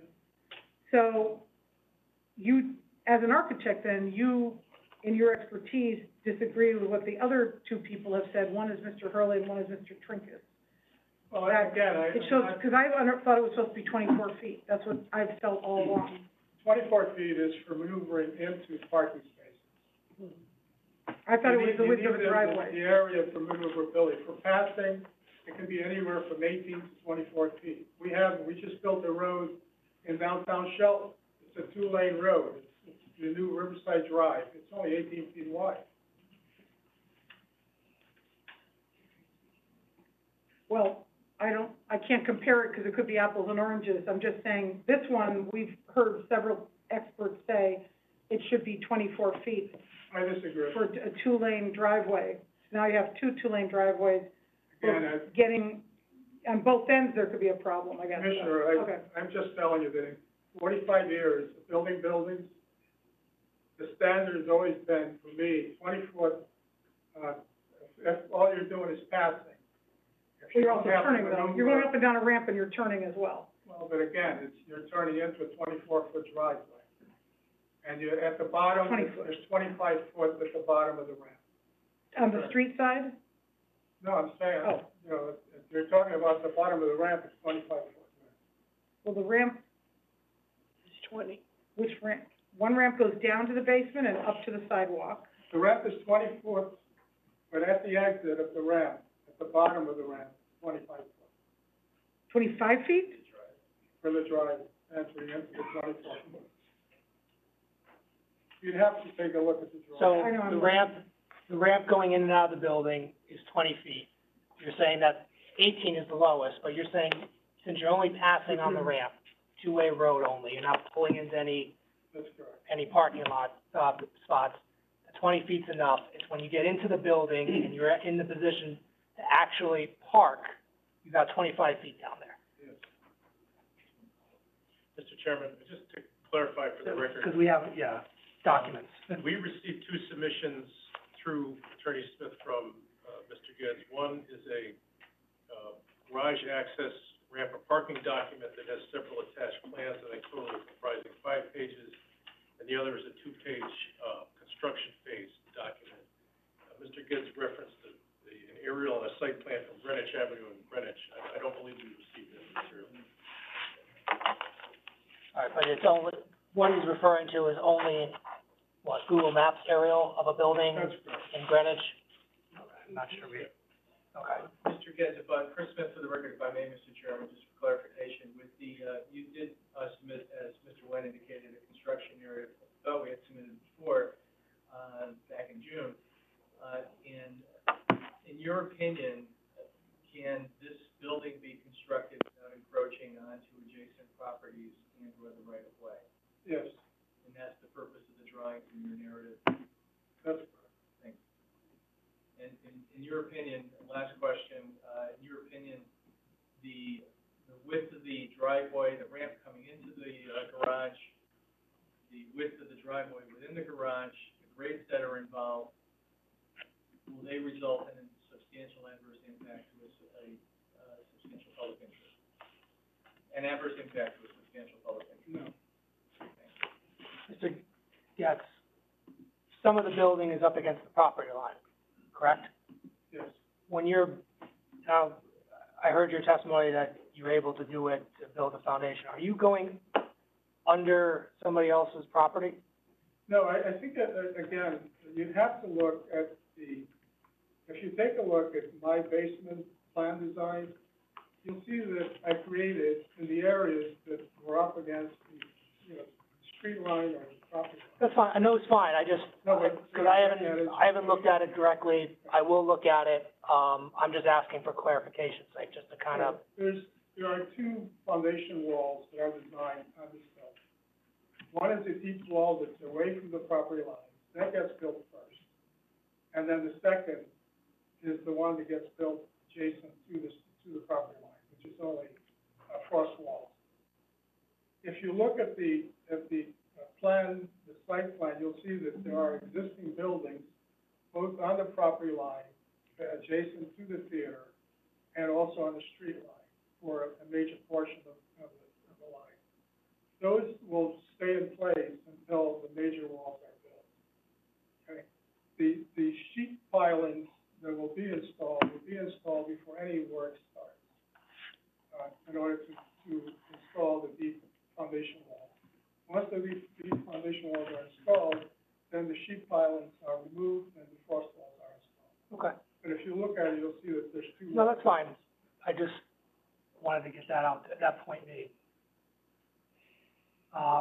Anything else? Yeah, I'm sorry, Just, I apologize. go ahead, I was just going to, one last point, whatever you need to do. for the record, Chris Smith, Mr. Getz, for the entrance, the control for the garage itself, can you explain, that to the commission? I know that was a question that had come up, you scroll down and. Yeah, those are basically thin aluminum grills similar to, what you see in the mall stores. They, you see through them, they're just, just a grillage. I used a roll, I shouldn't have done that. Let's assume nobody knows what we're talking about. So if you could just explain what it would actually be for, getting in and out in the controls. It's basically a motorized roll-up grill that's on a, fob. So, only the people that,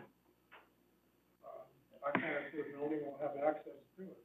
And it's simple, it's used, doesn't take up any space, it's, then, tracks, and it's an overhead unit. And it would roll up when, Chris Smith for the record, it would roll up when somebody used the key fob enter and roll up again when somebody were exiting. Right, and it has safety mechanisms, similar to a residential garage. Right. Okay, thank you, I just, that's a question that come up. Commissioner Francis. Have you decided yet if there'll be assigned parking spaces per unit? Commissioner Francis, that's more, Dr. Forrest, the owner would have to make that decision. Okay. I don't know how to describe it. I think, for the record, Chris Smith, Commissioner Francis, I think it'll be on a first come, first, come basis, and whether they'd be assigned or not, I don't know. I know a lot of parking, when you go to apartments, you generally, very often, there'll be a certain area where you can park in a garage, maybe next door, and you don't have assigned spaces necessarily, but there would be the 60 spaces there available. Where's space 17? I can't find it on S1.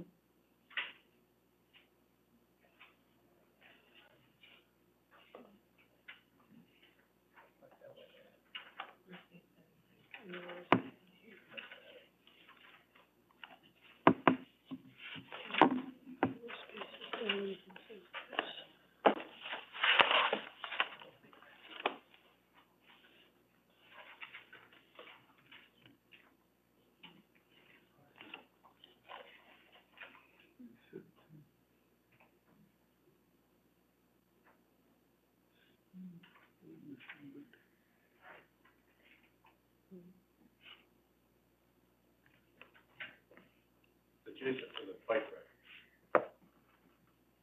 Jason, Goes from 16, like 18, 19. I heard adjacent to the bike rack. Where's the bike rack?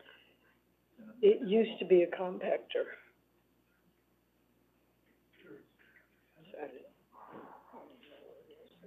Yeah, it's adjacent to where the new, bike rack will be. It's hidden by the depiction of the car. So it's, where the trash container used to be? Mr. Getz, can you just come over and just point it to her? A2? Is it on A2? Are you on A2? No, we're on S S1. one. A2, So go to A2. sorry. Okay.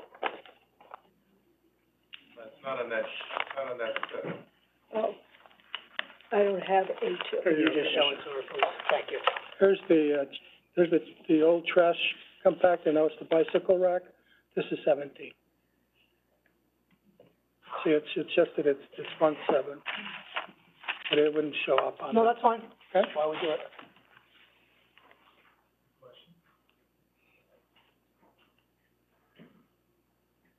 Yep, Mr. Went? if I may, Mr. Chairman, I issued, questions late this afternoon. I'm not sure if anybody has had a chance to see them. But I just had a follow-up on the entrance heat fob situation. If you could describe that in more detail, is this something someone would operate like a remote garage door opener, or is this something someone's gonna have to, there's a mechanism that someone has to hold the key fob in? They'll have a push button similar to the house garage control, except in a smaller version.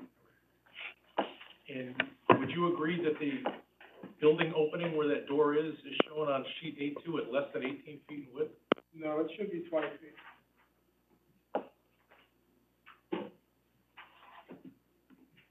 But the construction documents will show it as 20 feet.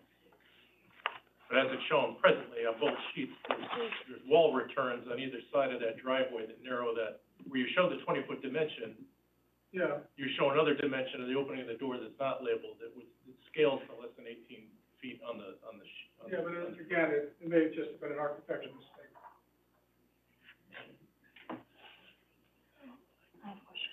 But it's definitely, it will be 20 feet. 20 feet. Oh, Commissioner Cat? Yes, I have a question, regarding the doors, how far back from the street are these doors? You're right at the entrance to the garage. Okay, because my concern is how long does it take for them to rise and fall, that's gonna impact traffic and backing up. No, they can actually control it before they even get to the location. It's, because it's a sensor, it'll open up. They don't have to be right at the door to open it. And if there's a car in there, it won't close on the car, that would be safe, just as a person with any personal gate at your home or whatever. Yeah, my concern is just backing up traffic as they're waiting to turn in. But it won't close from a safety perspective. That's a good question. Any other questions? Yeah. Commissioner Braun and Can you Commissioner tell, I didn't see a CV for your group. Is it Primrose Companies? Is that the architecture firm, or is that the developer?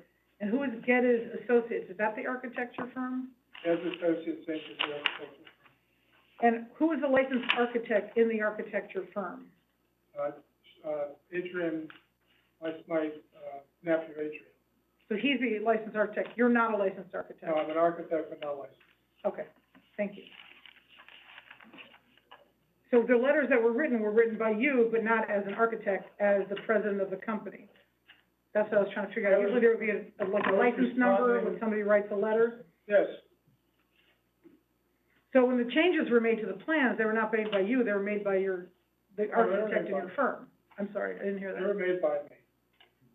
Well, how can you make He changes? reviews it and seals. The plans are sealed. So you would make the changes and then, but you're the one who testified that you were the architect, but you're I not. approved the plans. He reviewed them and sealed them. You have his seal on the plan. So, well, I have not seen the updated plans, which must But have even just the old plans have his seal. Excuse me, just let me finish my question first, if you could. So the changes that we were just talking about, you removed the garbage can, for example. You said you drew that. That was the architect in your firm that drew that, not you. No, I drew all of these plans. But you're not a licensed architect. That doesn't mean that I have 3 other architects in the firm that are not licensed. They're still architects. Okay, well, Just don't have their seal. okay. It would be good to disclose that so we know that we're talking to somebody who's not an architect. As I said, all of the plans have been submitted, Yeah, with the seal of my family member. okay. So when you moved the garbage can, that was an issue that the fire department had at one point. where is it now? It's not anymore in the basement? I don't know, it was never in the basement. I mean, in the parking garage? Right, there was no longer a need for it once the commercial use of the first floor was eliminated. But the plans that we got in the master plan, which is from June, I think, it was in there, right? So since then, you've changed it. That's correct. The revised plans that were submitted do not show trash compactor. And those were the plans submitted about yesterday or so? Yes. Okay, so I have not seen those yet, so hopefully I don't have any further questions after this. I think that's all I have at the moment. Commissioner Bryman? Couple questions. What is the reason for the separation of parking spaces 27 and 28 in the facility? I'm sorry? What's the reason for the separation of parking spaces 27 and 28 from the rest of the parking spaces? They're segregated, in another area of the garage. There was the only area that was available to utilize for creating more parking. Okay. So there's no reason that they're set off, that those two spaces are set off from the other spaces? No, other than, we have the stair, we have the elevator, and we have the space to be able to create additional parking. Okay. Can you describe, switching gears, can you describe in a little more detail, the way you, testified about the, what you call the deep wall that would be constructed for the basement, as opposed to, the higher wall, that what you, called, I believe, a frost wall, in terms of, the footprint or the extent of those walls when you're constructing them? If, again, if you look, if you have the plans, you look on drawing A1. Okay. It's on the screen. I see it. Basically, on A1, you'll see that, on the side, there are actually two walls that are depicted on the plan. Now, what happens is that in order to build, we would have to sheet pile so you leave enough room for the sheet piles to be installed, be able to excavate out, put in the full height wall. Once that's done, come back, remove the sheet piles, and put in the frost walls. And the frost wall you're saying is the one that's the zero setback wall? That's great, that's correct. I have an offset footing, and it goes down, 42 inches, below grade.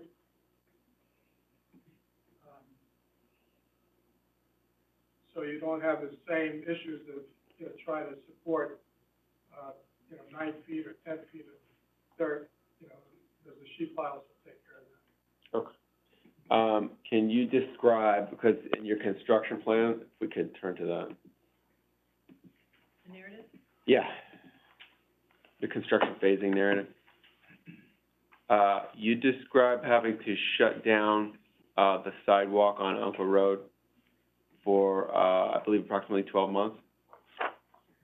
Can you describe how, pedestrians would traverse that stretch of Uncle Road? And when we're ready to begin the framing of the building, basically there are scaffolding companies that specialize in installation of scaffolding in, city environments. And they set it up in a format that you have the ability to go underneath it and also screen for, basically pedestrian protection. So the scaffolding is going to be on the sidewalk? Yes, So the pedestrians will be able to continue to utilize the sidewalk with the scaffolding? yes.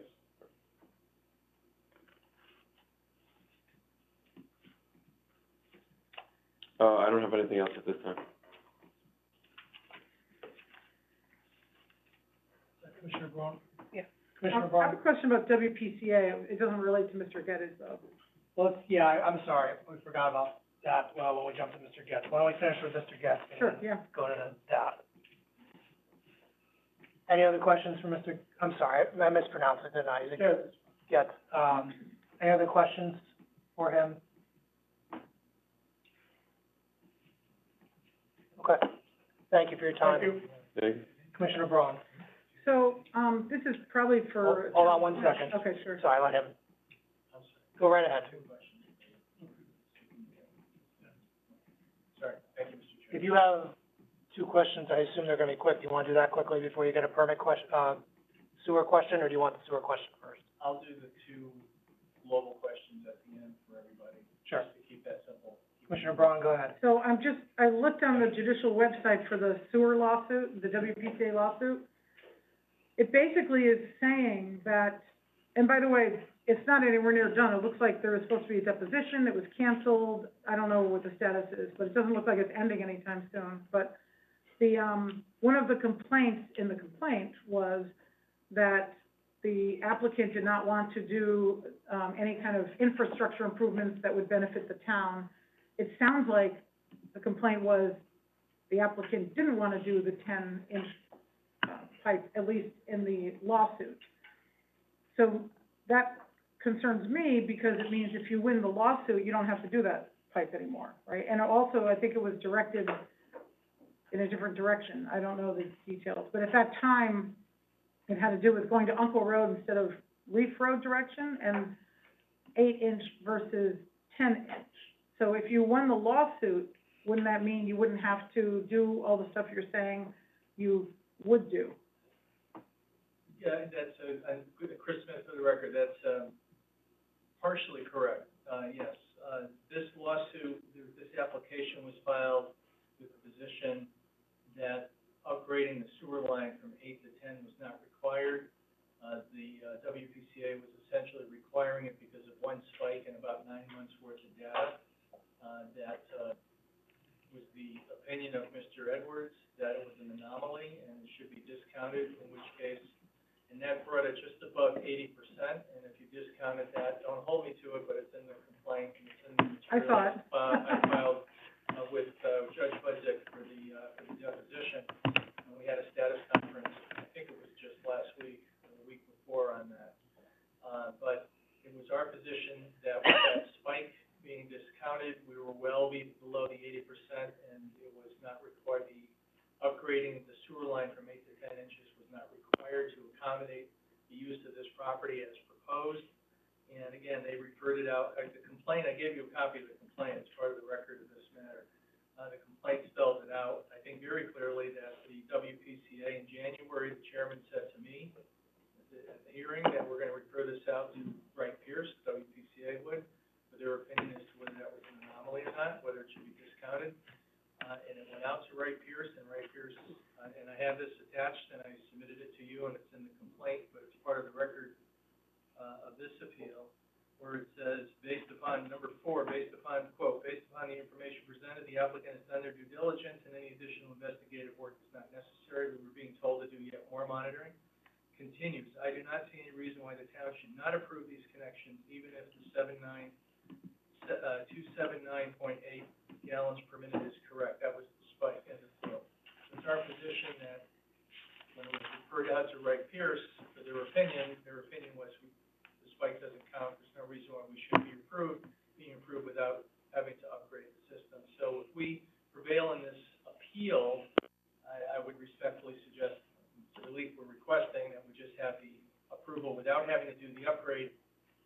Even if we weren't to be successful from December of 2020, we do have an approval, based on the upgrade of the system. So one way or the other, whether we upgrade it from 8 to 10 inches or we don't do it from 8 to 10 inches, we have capacity, that's available for the use that we're proposing. So I didn't see any responsive pleadings that the town had filed yet. I assume I think I got transferred to the land use litigation docket, and so, you know, presumably the town would have opposing viewpoints. They haven't been filed yet, I guess, so. That's what, we have briefing schedules and oral arguments for. But we're working on a scheduling order which would include depositions, of some of the, staff. Thank you. Okay, thanks for that clarification. Thank you. I don't want to go too deep into it since it's just information on the docket, which really isn't part of the record. Sorry, Commissioner. I'm sorry. Commissioner Harrison. I wanted to ask you, circle back to the text amendment, which I know it seems like eons ago when you talked about it. Is that the appropriate time, Mr. Chairman, or do we want to follow up with the technical items? Do you want to We finish have up? our traffic engineer, and then, fire safety, and then Mr. Mckenzie just to address and everybody, I think, can be brief and summarize.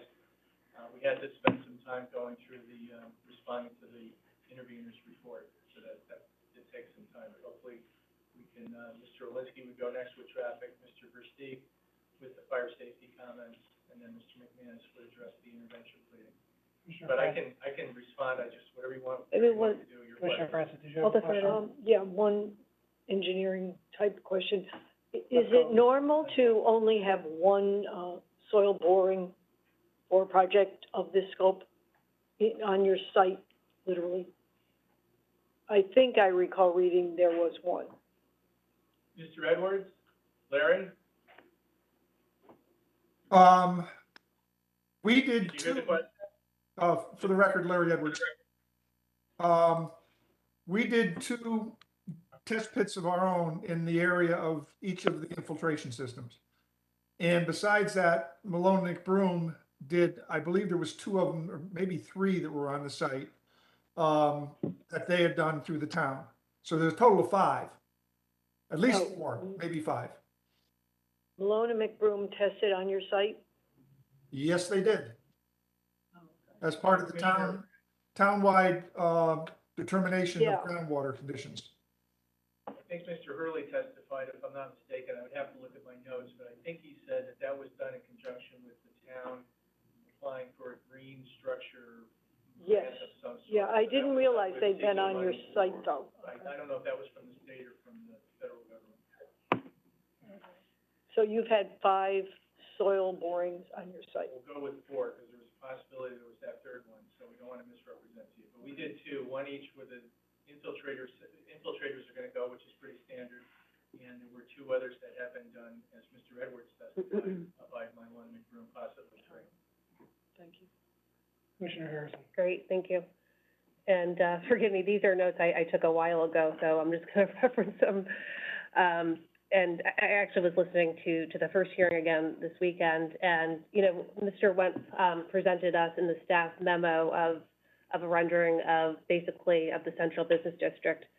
And I think from Granville Street on the west to the brick walk on the east, if, you know, people would be, or businesses or, you know, excuse me, I cannot even speak. Basically, the commercial hub of our town would be subject to the regulation that you wrote on behalf of your applicant, correct?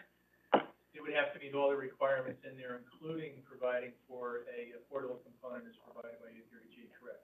So basically, and you said this is supported by our POCD, which I've read as well, and our TOD. Can you just tell me where this supports your regulation? Because I've looked through it, and I can cite some of the areas where I think it's actually in stark contrast to what you're saying. And I just want to understand, do you think does this really align with the vision that we have for Fairfield? Do you think having a desert of residential complexes going across Post Road aligns with what we believe is right for our town, based on the documents that we've put together? What you believe and how you interpret. I mean, I'm just interpreting Oh, what I read in the POCD right here, the TOD, our affordable housing plan. And to answer your question, I did cite to your POCD and your TOD and, your affordable housing plan, and even though for an 830G it's not required, I just think it's appropriate when I'm doing these with a town, just to pull out your POCD. You have a TOD, which you do, and I know you like to see commercial on the first floor, I'm not proposing that. Right. And your affordable housing plan, which all the towns, or most towns have done pursuant to the legislation in, 2021. I think, personally, Chris Smith thinks that this is great infill development, it's right near your train station. I understand the comments that I've heard from citizens and from the commission already, and everybody has a viewpoint, and that's fully appreciated. But, to answer your question, certainly, I'm not a certified AICP planner, as your planners are, but I'm very familiar with the concepts and have served on different, commissions, whatever, and, with, smart growth issues, regulation, and this is smart growth, in my opinion. Whether it complies with or is consistent with your vision of the town, collectively or individually, that's your choice. Okay. No, and I'm not trying to be argumentative here. I'm just, going through the hearings that we had previously, our documents, which, Mr. Chairman, can we submit those to have those in the record? The POCD, the Affordable Housing Plan, and the TOD? I don't think they need to be in the record, they're Okay. they're like our regulations, and, right, I mean, we don't need the POCD. The Affordable Housing Plan duly adopted has been submitted Okay. as part of the. Okay. Okay. The others are our own. Documents like regulations, they don't, like state statutes, they don't need to be put in the record. I think it's important because, like section 11.310 in the POCD, the POCD describes the characteristics of the center area in Fairfield's downtown as pedestrian friendly with diversity of locally owned shops, restaurants, banks, theaters, and so forth. I mean, if we adopt the regulation that you wrote, that would just be residential, right? None, sorry, go ahead. No, it's gonna wait for you. No, I'm good. For that whatever particular site it is, I would respectfully submit that if somebody applied for an 830G on any other property in anywhere in the town of Fairfield, never mind this zone district, they would probably develop their own regulations to accommodate whatever they want to do. But yes, this applies, this would allow for this type of development, with the higher density, with residential, without a commercial component, which I think we've had the conversation from the first night. I probably would take it out of 830G if we were to provide such. We're gonna do it first, but decided not to, take away that issue. And that, for the commission and us, not to have to deal with that issue, but no, you're right, it would apply throughout that district. Okay. Then just a follow-up question. You had mentioned, I think in the first hearing, a tipping point. At some point, if your regulation that you wrote is adopted, there would be a tipping point where maybe we would have to say no to some developments. Correct? I think you said that. But wouldn't That's a big expression for me. okay, I believe that, I can go back, I listened to it this weekend, that's what you did say, tipping point, more than once. Even if you didn't say that, I mean, if your regulation was adopted, wouldn't people rely on that? I'm just asking you, how, this tipping point, can you just describe that, if you did say that? I apologize. You don't recall saying that? I'm not sure what the question is, but if I were, I think if any other landowner wanted to apply for a development that required them to go with 830G because they couldn't apply under existing regulations like an IHC where you have 20% at the 80% median income, which I think is a discussion that my client had with the commission before filing the subject application. But if they didn't have that, they would probably just develop their own proposal and their own set of regulations, draft regs as required under 830G when they filed their application. But they would just design their own proposal for the particular site, whether they use these regulations for guidance or not. Okay. I would have no idea. I don't necessarily turn and look to a town if they have their own section with the IHC or whatever to look for guidance and drafting the regulation. Yeah. And I would just, again, these are just concerns that I have, having, 7-story high buildings across Post Road that are just residential. That concerns me. I don't know if that really aligns to where we want to be as a town, and, I appreciate your answers. I do. And I'm not trying to be argumentative. And just a follow-up, though, for your regulations and that proposed regulation amendments, anybody going under those proposed regulation amendments would need to, the application would need to be an 830G application. Okay. Yes, sir. They have to be 830G compliant. But that's where I want to, because when I hear you say 830G compliant, are you just limiting that to the 30%, or is it just like this application, an 830G application? To answer the question, limiting it to the 80% with the deed restrictions, and we have to comply with those requirements, those income requirements of 830G to qualify as an affordable housing development under the statute. Yes. Subsection A. Okay. Yes. Okay. Because maybe I'm differentiating something that doesn't actually have a differentiation. Because when I hear an 830G application, it obviously has all those affordable housing components, 30%, 80, all that kind of stuff. But it also has the appeal standard that goes along with it, at least the standard that we need to meet for denying, approving, et cetera. So if your proposed regulation amendments require it to be an 830G application, is it both the affordable housing component and the standards that go with it under 830G, or just the affordable housing component? It's a good question, but, and it's a little blurry with the distinction, but it would have to be 830G compliant with the requirements, but at the moment, as 830G is written, if they have to meet those requirements, then it would trigger the reviews that Thank would you. fall within Okay. that, yes. Because that's where we were, Trying to be responsive. no, and I appreciate that. I think that's where we were dancing last time, because that's what we were concerned. I want to know about whether it becomes a permitted use plus the 30% and everything else that goes with it, or if it's the traditional 830G application in its entirety. And I think we've gotten that. Yes, It's the 830G in its entirety. meaning the statute, the standard of review would Exactly. apply, yes, sir. Okay. If you were to modify everything and approve it and say it's gonna be 20% of the units at 80%, then that would be a separate reg, it wouldn't Yeah. fall outside of 830G. And then that would be a regulation that would have to be met and would not involve any type of 830G judicial standard review. Okay. Thank you. Can I clarify that? Let me go down the line, because I saw Commissioner Brandon first. Maybe, I'll be putting too fine a point on, the chairman's questions to you, but, if the town of Fairfield were to obtain a moratorium, from 8-30G for 4 years, and this regulation had previously been adopted as one of our regulations, and an applicant, applied, for approval from us under this regulation during the period of the moratorium, and the application complied with all of the, letter, of the, regulation amendment. Wouldn't we be required to approve that application? That's an excellent question, and I think you clarified.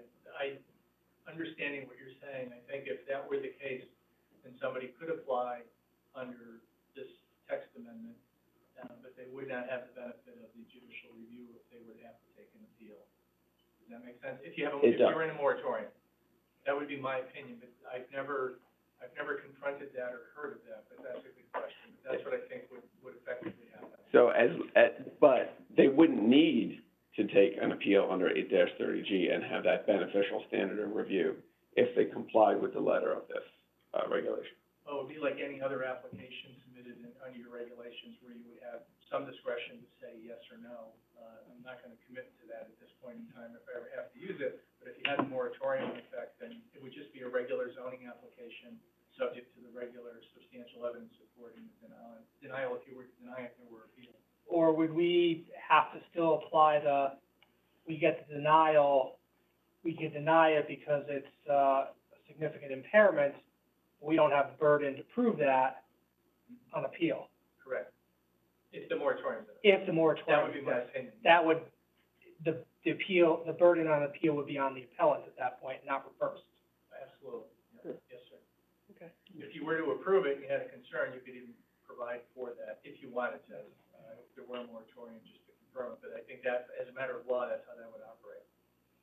So, just to close the loop on this, if somebody applied, under this regulation amendment, and they complied with the letter of the, regulation, but the commission believed that there was a substantial, impairment to health, safety, or welfare, we could deny it on that basis, even though it complied with the letter of the regulation? Whatever your standards of review are for your zoning compliance would apply. Okay, that's different than the 8-30G standard, so it would be like a site plan approval. That's what's provided for. Right. So whatever would be a basis for denying the application that Mr. Attorney Fallon was here for, I presume, wasn't a special permit, maybe it was. I think it was a special permit, but, so this would be an administrative approval. It would be like an over-the-counter type of approval if the requirements were met during the period of the moratorium. Yeah, I'm sorry, I apologize. No, become a regular permitted use. Subject to the commission's review, yes. Thank you. But not subject to the significant impairments. health, wealth, and safety. If a moratorium were in effect. Okay. Thank you. Commissioner Braun? I don't think a moratorium would, not, this is getting a little esoteric because we're getting into legal opinions of all the lawyers on the commission, but I don't agree that a moratorium would have any bearing on this at all, because this is not 8-30G. You're saying it should, the application should satisfy 8-30G requirements, but if it's not 8-30G, then the legal apparatus of 8-30G simply does not apply. Moratorium doesn't apply, shifting of burden to the zoning commission doesn't apply. It's not 8-30G. That's my opinion, anyway. But, aside from that, I do see other issues with us allowing an applicant's lawyer to draft our zoning regulations, because we spend months and months, you know, agonizing over every word and taking input from people, and, you know, we are the ones who interpret our own zoning regulations. How do we interpret a zoning regulation drafted by you? Do we call you up if we have a confusion, like in 2 years? And secondly, when we have to apply the 8-30G analysis, which the Beach Road judge said, we have to somehow either approve it or not approve it based on the regulation creating some kind of a significant health or safety issue or other things we may consider. So if we have to apply that kind of analysis to a regulation that you draft, that's problematic. I don't know how you do that, but also if the regulation then has to be approved, we can never modify our own regulation because it had to be approved by operation of a statute, not by our own decision-making. So I have many, many issues with that provision in the 8-30G statute, and I don't think we can resolve them today, but. I don't think they're gonna be resolved anytime soon. I just don't think a moratorium has any impact, positive or negative, on it, because I don't think it applies. It's not 8-30G, the way you're proposing it. So. Respectfully. I'll note for everybody, it's not a little past 9, and I know I've been part of asking questions as well, but we should, if we can move forward, just to get this, wrap this up in an hour, I think that we have to, as far as time restraints. And I'm not suggesting you have an hour left, I'm just saying, but it's 9 o'clock, so. Any other? I just had a quick, just point of information. Does the intervener get a chance to speak, or? That's the idea is, especially because, thank you, Mr. Trinkus didn't have, as we said, some plans beforehand. You'll have a chance to at least go through the technical aspects of it, I'm hoping fairly quickly, and then they always get the last word, the applicant. So, Attorney Smith, excuse me. Mr. Lindsay. For the record, Neil Olinsky with SLR. You've heard a bunch from me on a couple nights here. I'm going to go through quickly as I can the main points in a response letter dated yesterday on the topics of traffic and parking development. So, getting to it. Again, the trip generation and the parking generation estimates in our study based on statistical data published in what's called the Institute of Transportation Engineers, or ITE. Trip generation, parking generation manuals, they are widely considered to be industry standards accepted by CONDOT and municipalities across the state, CONDOT being Connecticut Department of Transportation. They do include data points or counts of other similar residential communities in the Northeast, including Connecticut, and they include, in the latest couple editions of the ITE, subcategories of land uses, more specific to what is proposed here, developments in mixed-use downtown center areas and near train stations. So our estimates are well tailored to this project. We did traffic count of Stanford Street, very low volume, only about 150 vehicles past the site in the busiest hour of the day. Very low volume. The count also collected speed data. Speeds are slow as well, primarily 24, 25 miles per hour. The Commission asked for more crash data. We looked back to 2017. We saw more of the same in terms of the types of crashes or accidents. They're essentially fender benders, non-injury reported, property damage reported. So Pedestrian safety at the site driveways was taken into account. As you've heard, there's going to be roll-up gates at the driveways. There's going to be wall openings at the corners, stop signage and or pavement markings at the driveway exits to ensure that motorists leaving the site stop, as they intuitively would anyways, behind the sidewalk, before inching out to the road to then exit to Sanford Street. The sidewalk along the Sanford Street frontage is going to remain level as it is today, which actually is a slight ramp up from Sanford Street, which slows entering traffic as well, which is another benefit to that. Motorist to vehicle visibility, or what is often referred to as sight lines or sight distances, were looked at. As you've heard, the town doesn't have any sight distance requirements of its own. In such cases, we've used the Connecticut DOT's Highway Design Manual standards, which include intersection sight distances, or ISD, and stopping sight distance, SSD criteria. The state's manual does not take into account on-street parking when looking at ISDs. I know, and we put on our report, we looked at all the driveways up and down Sanford Street, pretty much. They all have a similar condition where you have on-street parking in proximity to the driveway, so this is not unique to this site.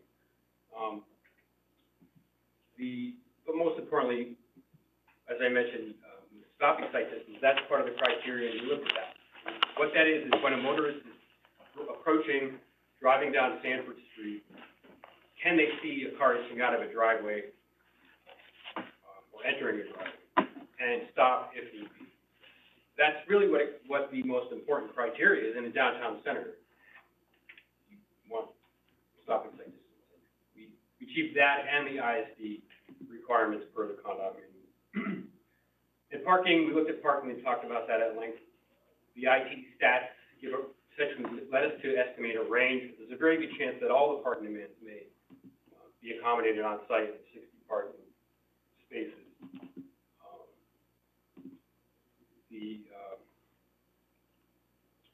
At the high end of the range, there might be some need to park. Some of the demands to park and a parking in the off-site parking supply, but there's quite an abundance of on-street and off-street public parking within a short walk of the site. At most, I would say it's an inconvenience. I would say it's an issue as to health or safety. And that's pretty much it. We talked about parking within the building. Ultimately, it's going to be up to the ownership. I think he is leaning towards deciding one space per unit on a first come, first served basis. I think you put that in the letter too. So I tried to run through it quick and be happy to answer your questions. If I may, Mr. Olinsky, just for clarification, with the grading entering the garage, Chris Smith for the record, from your perspective as a traffic planner in your firm, SLR, is there anything attributed to the plans relative to the grading, including the building design, that result in an adverse impact to substantial public interest involving the traffic entering or exiting the building, or traffic accommodating and working with pedestrian sidewalk traffic? No. And you did make some recommended off-site improvements to accommodate individuals with disabilities. And absent those recommended off-site improvements, which would have to be accomplished, I think you had testified to in your earlier report, by the town working with the state, absent those off-site improvements being installed by the town or state for the benefit of handicapped individuals, in your opinion, is there any feature, component, or attribute associated with the proposed residential community that results in an adverse impact to a substantial public interest, in particular concerning pedestrian and foot traffic? No. Okay. I don't have anything further, thank you. Oh, and the grading is at 12 to 14%. Can you comment on the grading from a planning perspective? Right.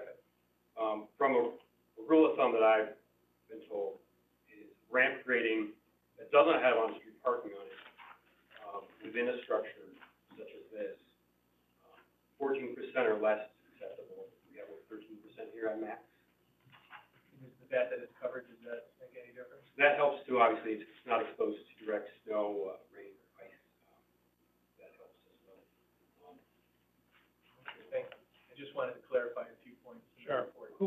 you said you were told this, who told you that? Well, this is just talking amongst, architects, design firms that design garages, just on other projects in general, it wasn't this project specific.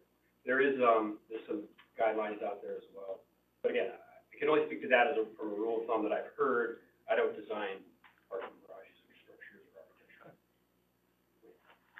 Commissioner Harrison? Yeah, thank you. And this is, again, a minor question. I think I've asked you twice now. Now, what years are the data in the ITE? Well, it's a range. Okay. Different land uses have different, I guess the one that you looked at, though. I guess the one that you we used. looked at a couple. I think it goes back from the 1990s through the early 2020s of this decade. Okay. Yeah. So it's all relevant data? Mm-hmm. Okay, very good. Thank you. Any other questions? Oh, yeah, I have a question. Commissioner This Braun? might be more for the architect. I never got an answer to my question. How many dens are in this place? I'm trying to figure out how many people might be living there. I counted 106 bedrooms, but I never got an answer to how many dens, because dens can easily be converted into bedrooms, meaning there could be more people living there than that might have vehicles. Commissioner Braun, I think that your reference to the dens was for an earlier, design, where when we initially submitted the first application, there was an issue of, how many bedrooms, and so therefore dens were created. And this revised set of plans does not have dens. Okay, when we spoke earlier in this hearing, not the one from a year ago, I believe you had mentioned that there are dens, but we didn't know how many, but now you're saying there are no dens, 0 dens. Okay, And again, if you look at the revised drawings, sheet A3, I believe, from June, right? That hasn't changed. from June Right. this year, Okay, you'll see that the makeup okay. are basically without dens. So there's 106 bedrooms and there's no dens. That's correct.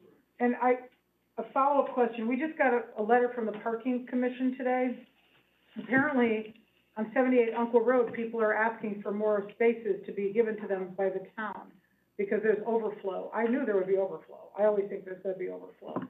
I don't think there's ever enough parking, it just seems like that's just the way it is. Does anyone ever do quality control on these ITE studies and data collection points to see what actually happens in real life? Because it seems like, in real life, look around, there's never enough parking anywhere. Neil, And- and people, Yeah. they're based on real counts, and they update the stats every so years, which takes into account I guess, new counts, and they change them I just don't think they look, I think based on that. that's good as a guideline, but if it doesn't apply to your unique situation, just like the trip generation doesn't apply, because the trip generation relates to a coffee shop that's not coming in and out of Stanford Street. I mean, it's not the coffee shop is on Uncle Road, so people are not going in and out. So the trip generation, I feel, is inaccurate. We already talked about that. I don't have to bring that up again, but with parking, people on the other, 100 yards away are asking for more parking because there's not enough parking dedicated to that building. So they're gonna probably look for parking around here. So how can we just assume that there will be only 15 anyway, and now you think there might not even need to be 15 when there's 106 bedrooms in this place? I don't see how you can make that assumption. Commissioner, I don't know where you got that figure. 106 bedrooms? Yeah, there's only 98. That was my math. There's 35 two-bedroom units, 12 one-bedroom, and 16 efficiencies. 33, 35 two-bedroom, 12 one-bedroom, and 16 efficiencies. I'll do the math again, it doesn't matter, but I came up with 106 bedrooms.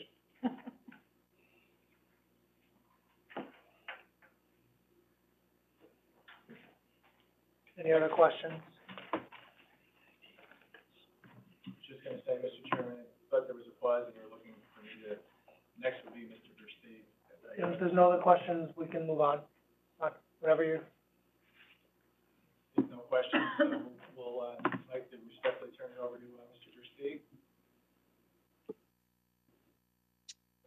For the record, Joe Versteeg. I'm the principal of Versteeg Associates, a building and fire code consulting firm based in Torrington, Connecticut, and I've been retained by the applicant. You have my resume. You also have both my April 8th document that was submitted early on, as well as this document that I'll be referencing today that's dated August 8th. I'm not going to read it to you, but I'm just going to briefly summarize several points that have become at issue. With regards to building construction, certainly the construction classification, the occupancy classification of how the building was to be used, as well as all methods and materials used in the building, are going to be in strict compliance with the current and the proposed Connecticut State Building Code, Connecticut Fire Safety Code, and the Connecticut State Fire Prevention Code. Also, as required by Connecticut building and fire codes, the building will be equipped with an automatic fire sprinkler system, manual standpipes for use by the fire department, and a complete fire alarm system throughout. Also, as required, complete drawings, specifications, and calculations, which are referred to in the code as construction documents or shop drawings, will be prepared and included in those construction documents that are submitted to the Fairfield code officials for their determination as to compliance prior to the issuance of a building permit. One thing that's important to note is that all of the comments in the August 4th, 2020 town code enforcement minutes will be made by the building official and fire marshal for Fairfield. Will be addressed in the documents. The other important thing that was to note is there was some reference at last public hearing about a high-rise building. This building is absolutely not a high-rise building, and the definitions we use for classification are those established in the Connecticut Building Code, Fire Safety Code, and the Fire Prevention Code. As far as fire department access, as depicted on all the submitted documents, the plans are fully compliant with those requirements in the Fire Safety Code, as well as the Fire Prevention Code. When it comes to fire department staffing, you'll find that there was reference made to fire department staffing levels by one of the commissioners, and there was also reference by that commissioner to a document numbered 1710 from the National Fire Protection Association, which dealt with the organization and deployment of fire suppression forces by career fire. There's also a separate document for volunteer. You got to remember that the scope and purpose of this guideline, and it is a guideline, in that it's not a mandatorily adopted standard by any Connecticut regulation or any state statute. It's just a guideline to assist the fire department command staff and the town manager in determining what's the appropriate staffing level for their fire department with regards to what you want your fire department to do. So, not being mandatory, if you were to make it a mandatory rule, as we were intended to go down that road with Commissioner, I forget your name, I'm sorry, but you were trying to take this as a mandatory level of staffing as far as whether the building should be built in the community or not. If you use this as a mandatory rule, and you said, this is the standard we're going to use in the town of Fairfield based on the staffing levels we have in our fire department, you shouldn't be allowing anything over a 2-story building that's residential, or even those that are currently occupied. When we deal with other notable public hearing comments, there was reference to the dumpster, and I think the architect clarified that it's been removed. However, there's a point that should be clarified. An email was sent to Fire Marshal Higgins on July 28th, asking about my comment that it was acceptable or it was not prohibited to have the dumpster in the garage. And the fire marshal wrote back and said, in accordance with this section, it's not allowed. However, there are 2 caveats to that. They're not allowed unless the building is sprinkled and it's in a 1-hour room, or it's in a building that is non-combustible construction, which this building is, non-combustible construction. Now, that's today's code.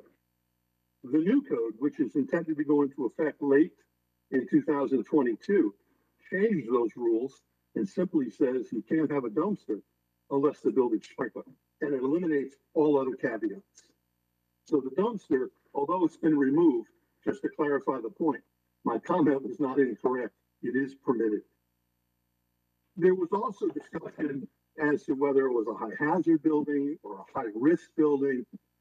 And again, that wording has come out of NFPA 1710, which defines the high hazard building as an occupancy that presents a high hazard to life or large potential fire due to its construction, configuration, or the presence of specific materials or contents. If you're listening to that, that's a big wood frame building that's housing what? Like a lumber yard, even a metal building storing mattresses. It's certainly not a grocery store or an apartment building. It goes on to suggest that it could include schools and hospitals and high-risk residential occupancies.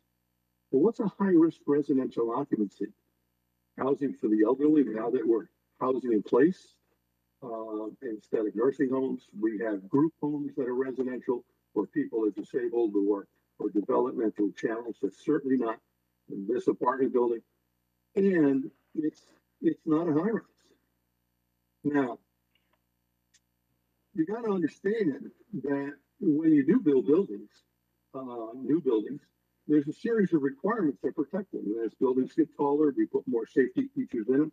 We increase the quantity of construction. We increase the sprinkler requirements. We add in fire alarms. We add in those standpipes. So all of that's taken care of in the code without the subjective wording of the guideline within 1710. And it's important to know that when it comes to determining whether something's a high hazard, the only code in Connecticut that addresses the hazard of a building with related to its occupancy is that of the Fire Safety Code in Part 4 that applies to existing buildings. That's the only document that mentions it, simply because the National Fire Protection Association in that document thinks it's important to identify and describe what's a low hazard, an ordinary hazard, and a high hazard. And when we teach this, when I was a contract instructor for over 30 years with the NFPA, teaching this around the world, you hardly ever encounter a low occupancy, low hazard building. We describe it as metal buckets of water or concrete blocks. And you hardly ever encounter a high hazard occupancy.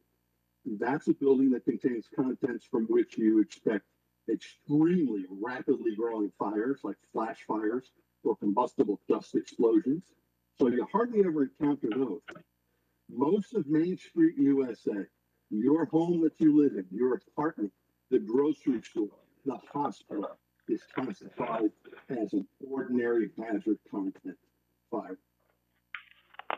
And it's one that will burn, the contents will burn, but there's no dangerous exposure during the period that it takes you to escape from the fire area. In fact, the standard that we're going to use for extinguishing the fires in this building for the automatic sprinkler system, titled NFPA 13, classifies a residential occupancy. Joe, excuse me, Joe, I know you're wrapping up, but we were losing you for the last maybe 30 seconds. Oh, I'm sorry.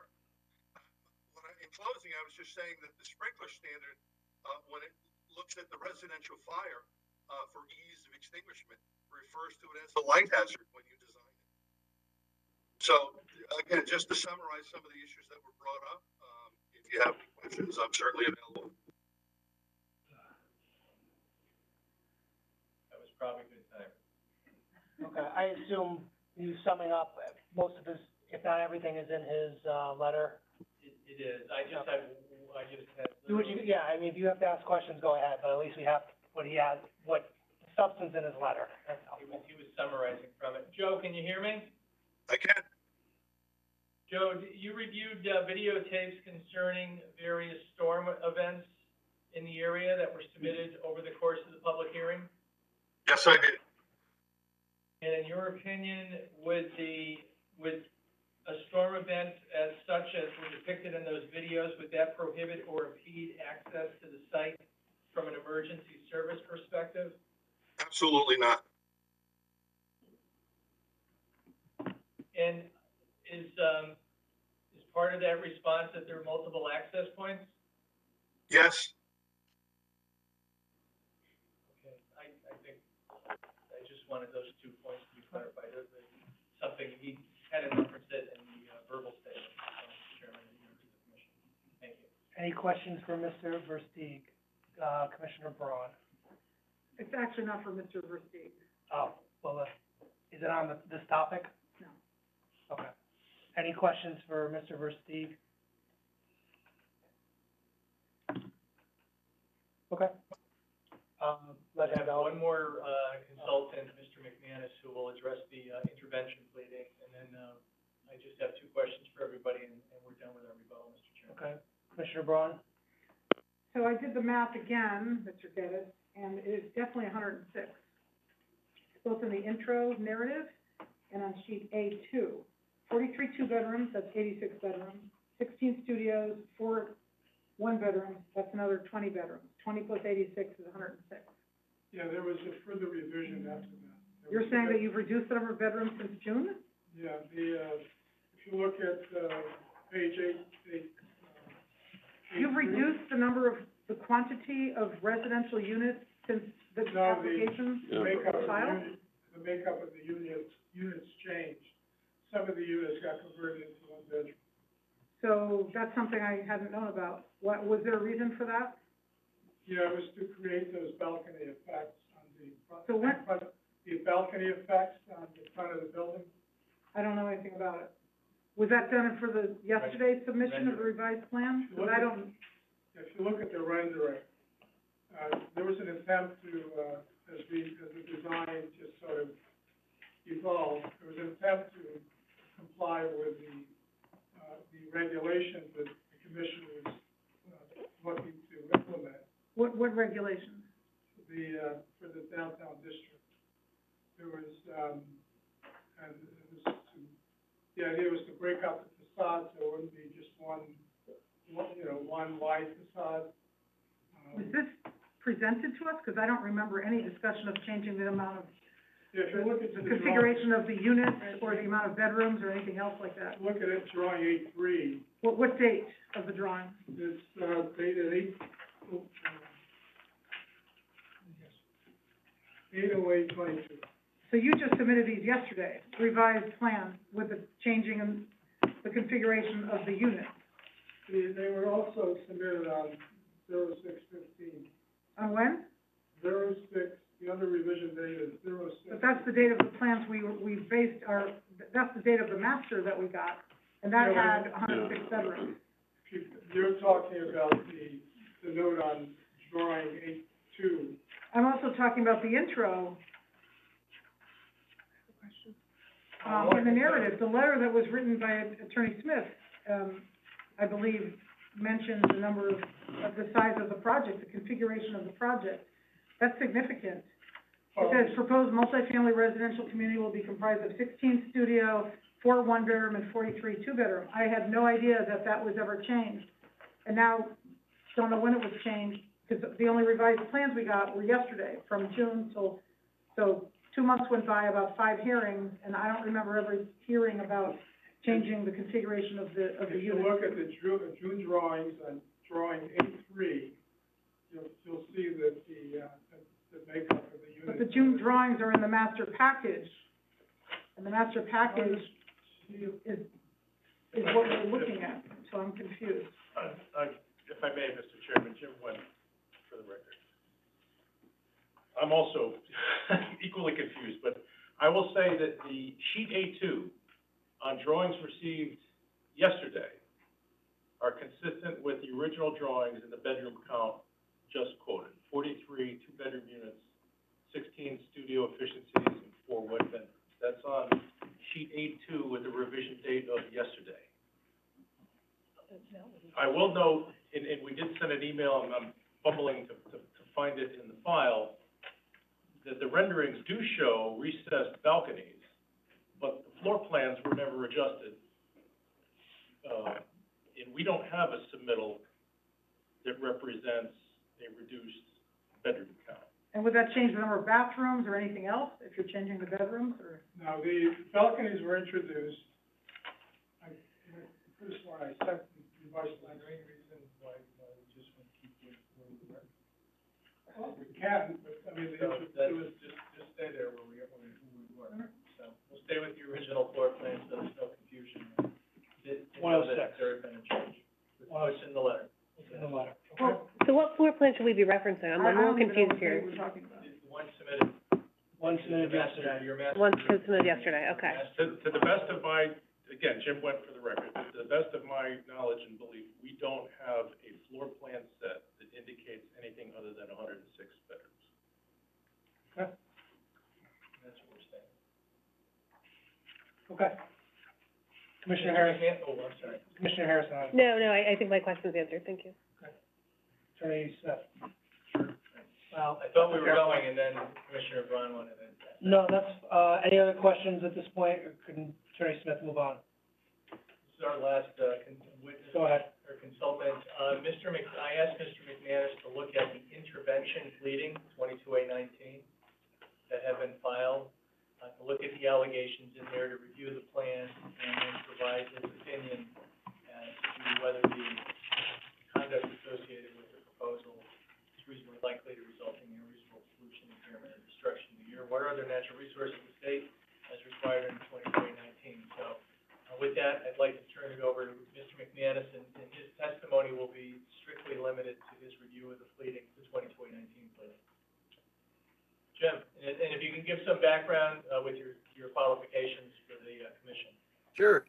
Good evening, everyone. My name is Jim McManus. I'm a certified professional soil scientist with the company of JMM Wetland Consulting Services with offices in Newtown.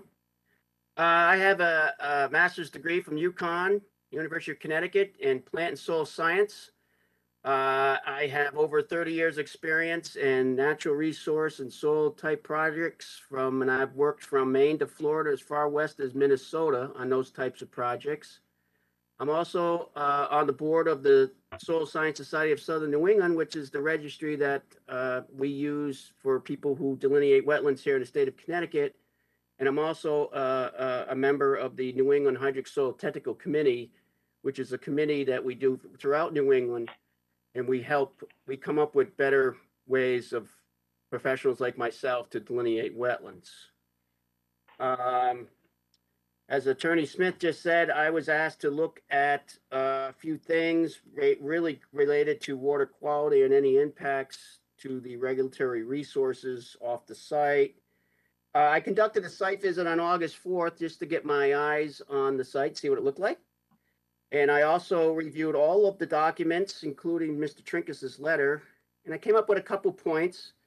Mr. Edwards went into great detail on many of the things, so after talking with him and the project team, I came up with, as you folks know, it's a redevelopment project, taking an existing development that had no formal stormwater management. And as Mr. Edwards said, we have incorporated a substantial best management practices to help control the runoff, which we have. And then my second point I came up with was the parking that's underneath the building. That takes the highest generation source of pollution potential anyways, which is from cars, off the table, out of the equation, if you will. And that just kind of leaves the roof runoff, which again is recognized throughout the literature, and that would be a lesser concern than runoff generated from roadways and parking areas. As you know, the receiving water at this point would be the town of Fairfield drainage system. That's what we'd be draining to. And again, Mr. Edwards already went through a detailed explanation on how we're going to deal with not only our stormwater runoff, but also runoff from the roof. And I am confident that all those management practices will result in no impact to the regulatory resource off-site. So in conclusion, I came to was that as proposed, the project will not reasonably likely result in an unreasonable pollution, impairment, or destruction in the air, water, or other natural resources of the state. And in fact, my opinion is that this redevelopment project will result in a net improvement in the water quality, certainly over the existing conditions today. Okay, Attorney thank you, Smith. Mr. McMahon. Thank you. Mr. Chairman, unless you have, well, if there are questions for Mr. McManus, otherwise, just for your information, I just have 2 questions for everybody, and then that completes our rebuttal. Any questions for Mr. McManus?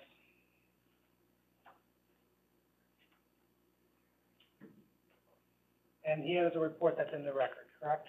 It came in, it did come in late, I did send it to Mr. Redgate as well, but I was. Mr. Wen, we have the report. But I think Mr. McManus just summarized what's in it, it's very, very short. Mr. Wen, sorry, do we have that, his report? It may have come in after I left the office, I have not, It did come in after you left the office. Okay, 6:36. That's when it came through. So, all right, I trust No. it's in my inbox, I have not Okay, had a chance to see it. so we just need to make sure that's part of it. Attorney Smith. And then I just have 2 questions for everyone, to try to see if we can wrap up by 10 o'clock in light of your, announced schedule. If I can ask both questions at the same time, they're a yes or no, and Go right ahead. go, through each witness, or consultant. I'm gonna ask, Larry, assuming you're still there, and then, Mr. Getz, Mr. Olinsky, Mr. Versteeg, and Mr. McManus. 2 questions. The first one, in your professional opinion, will the proposed residential community result in an adverse impact to a substantial public interest? Hold that thought. Chris, Second question. Chris, can you talk louder? I can't hear you that well. Okay, is this better? Yep. Okay, I thought so. And, so question 1, in your professional opinion, will the proposed residential community result in an adverse impact to a substantial public interest? Question number 2, in your professional opinion, will the conduct associated with the proposed residential community reasonably likely result in the unreasonable pollution, impairment, or destruction in the air, water, or other natural resource of the state? Mr. Edwards? The answer to both questions is can you ask me each question by itself so I can make sure I'm answering it the right All way? right, here we go. In your professional, I knew that wouldn't work. Number 1, in your professional opinion, will the proposed residential community result in an adverse impact to a substantial public interest? No. In your second question, thank you. In your professional opinion, will the conduct associated with the proposed residential community reasonably likely result in the unreasonable pollution, impairment, or destruction in the air, water, or other natural resource of the state of Connecticut? No. Thank you. And I have a answer on the amount of impervious area. It will increase from 84% to 92%. Thank you. Okay. Thank you for looking that up, Mr. Edwards. Thank you. Mr. Getz, same 2 questions. In your professional opinion, will the proposed residential community result in an adverse impact to a substantial public interest? In your professional opinion, will the conduct associated with the proposed residential community reasonably likely result in the unreasonable pollution, impairment, or destruction in the air, water, or other natural resource of the state? No. Mr. Olinsky, first question. In your professional opinion, will the proposed residential community result in an adverse impact to a substantial public interest? No. Second question, in your professional opinion, will the conduct associated with the proposed residential community reasonably likely result in the unreasonable pollution, impairment, or destruction in the air, water, or other natural resource of the state of Connecticut? No. Mr. Versteeg, first question, in your professional opinion, will the proposed residential community result in an adverse impact to a substantial public interest? No. Second question, in your professional opinion, will the conduct associated with the proposed residential community reasonably likely result in the unreasonable pollution, impairment, or destruction in the air, water, or other natural resource of the state? No. Thank you. Mr. McManus, I'll ask you the first question as well. To the best, in your professional opinion, within your expertise, will the proposed residential community result in an adverse impact to a substantial public interest? No. And last question, second question for you, Mr. McManus, I'm sorry. In your professional opinion, will the conduct associated with the proposed residential community reasonably likely result in the unreasonable pollution, impairment, or destruction in the air, water, or other natural resource of the state? No. Okay, thank you.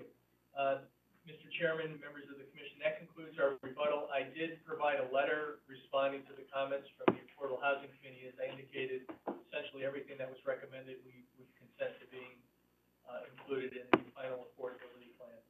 So thank you for your time and patience. Thank you. As I said, we'll have the intervener, give kind of another rebuttal, so to speak. You will, of course, get the last word. So feel free to stay tuned, so to speak. If we can have the intervener. Yeah, do you think there's enough time? We need to finish today. As a professional courtesy, Leo Redgate. Why don't you come on up? Sure.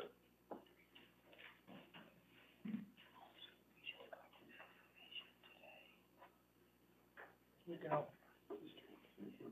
I understand, but we can always go to our own people for it. Right now, we have the, statutory requirement to end today. You can ask for an extension, but I would like to know where we are on your end. So why don't we, if we have to stay a little later, I think that's wise, considering how long we've been with this and other matters going forward. So, I understand.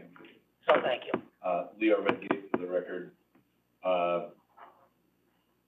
I think it would take longer than a quick response, considering, the applicant had 2 weeks to respond to our, intervention. And we just got the revised plans this morning. So I believe we are prepared to move forward tonight. I would just like to state for the record that we probably should have been, if it wasn't so long of a process, and to Attorney Smith's, credit, they want a solution to this as well. So, I think Stephen and I are prepared, regardless of the changes that have been made to the, revised plans. Like I said, we just got them today, and we had a couple new experts come in. So usually when, if we were rebutting their rebuttal, right, we would have a little bit more time. So, we would ask for, at least for you to keep that in mind, knowing that we have not had a chance to scour through all the data. I did have, and just for the record, apparently I am an expert in many things, because while I'm not an architect, I have designed well over 2 million square feet of residential and office buildings throughout the country. I'm happy to provide references for your review. I was intimately involved in all the design of those buildings and also funding of those buildings. So my expertise continues to rise as the days pass. I'm very familiar with Mr. Geddes and his team, who's no longer here, and his successful investing practice and building practice, but was deeply alarmed and still am deeply alarmed that the fact that I could hire a family member and pay them $10,000 a year and call myself an architect, apparently. And I don't think that's necessarily how our town should be operating, number one. And number two, I'm deeply concerned, for the record, that your wonderful commission does not have its own counsel. The fact that we're asking questions of an applicant's counsel as to what the ramifications of your decisions are is deeply troubling as a taxpayer in Fairfield. So I would like to be on the record that it's not your fault, by the way. I'm just suggesting that in the future, it might be something that the town considers, because these are very, very important decisions that you're making. And at least 4 questions were asked of Mr. Attorney Smith of what the ramifications of his text amendment would be, and as a taxpayer, I'm very alarmed by that. So, I think I'm good with that. Stephen, would you like to address the things? And number one, I would like to applaud the applicant for at least trying to address some of the issues that we did before. But I think they have a lot more work to do. In my opinion, I believe they have a lot more work to do, as we still believe the application is very incomplete. Yeah. Can I just turn it over to Stephen, or is the Go question? right. The question is for Mr. Redgate. Okay. I'll get called by the chair though. Just really quick. Sure. Thank you. Just out of curiosity, why are you doing this? I mean, you're not involved with the building or anything in that area. I'm just curious, why are you here? I'm here, because someone needed to be here, and the town doesn't have its own council. While we have some very dedicated employees like Mr. Hurley, he was brought in for a different reason tonight, and one of the best things that came out of his testimony was at the end, when we're realizing that regardless of what the DOT and the ISD and all these different standards that take 30 years of compilations of data and think they apply today with all of the different commuting people going on, everything should be done on today's numbers, today's traffic counts, today's situation, and brought to the local level. We cannot rely on industry standards that happen in California or Oregon or Idaho and apply them when we're making these critical decisions for our town. So that's why I'm here, because I believe people like me who care about our town, who care about the character of our town, who also invest in our town and have a good track record of doing so, deserve to be heard. I don't know, and by the way, another very alarming thing is I don't know why Mr. Geddes is here. Is he going to be the builder? Is he the owner? All of the things he designs, he owns. So are we to take it that he's going to end up owning this and have to work out a deal with Mr. Forrest? I don't know. But what you definitely know from me is I have no ulterior motive outside of what I've already shared with you as to what's in the best interest of the town. I did not oppose the 830G application, which is right next to a building that I was involved in building and investing in, the one on Unclewood Place. I did not oppose that. This is completely different. And I believe that anything that we talk about today will withstand any appeal. And I know Mr. Smith would disagree with that, and that's fine. But I think we have a job to do as a town, as a commission, and it's my job to give you the ammunition you need to make a really, really sound decision based on the best interest of this site, not what happens elsewhere outside of town or in Greenwich. None of those things matter. What matters is what we're doing in our downtown. So with that, is that sufficiently? Yeah, thank you, Mr. Redgate. Yep, Okay. more than I needed. Thank you. I'd like to reintroduce Stephen Trinkus, who luckily we don't need to have 6 consultants come in or experts, because he's very well rounded and he can share more. You already have his CV, but Go he would ahead, like to Mr. go. Trinkus. Yeah, we know. But why don't you take it from there, and just if anyone has any questions as we go through the different things, feel free to chime on. My name is Stephen Trinkus. I'm a licensed professional engineer in Connecticut. I've been licensed since 1988. There's a lot of information submitted by the applicant today via email, and then obviously the testimony tonight. I'm going to try to keep it in kind of grouping. First, I agree with Bill Hurley on the site distance issue, that parked cars are a serious concern in the sight line. I will tell you that on a DOT highway, DOT gets concerned even if they have a guardrail within your sight line. They want a profile of that to show that the guardrail does not affect the view, to an oncoming car from either direction. We can move it over. On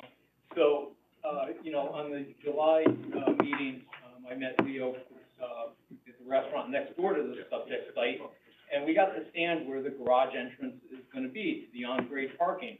And I squatted down to 3.5 feet above grade, which is the sight line point, and you look to a 3.5-foot target on Stanford Street. And all I did was look into the back of 2 Jeeps. I couldn't see by them, so if a car was coming from the parking lot near the railroad, I'd be pulling out, and that car smacked me because I couldn't see it. And And I have a Volkswagen Jetta, I don't have a big SUV where I'm sitting up high, I'm sitting pretty low to the ground. But parked vehicles are a serious concern on that road, and, you know, the traffic engineer cited, 20, 25 mile an hour road,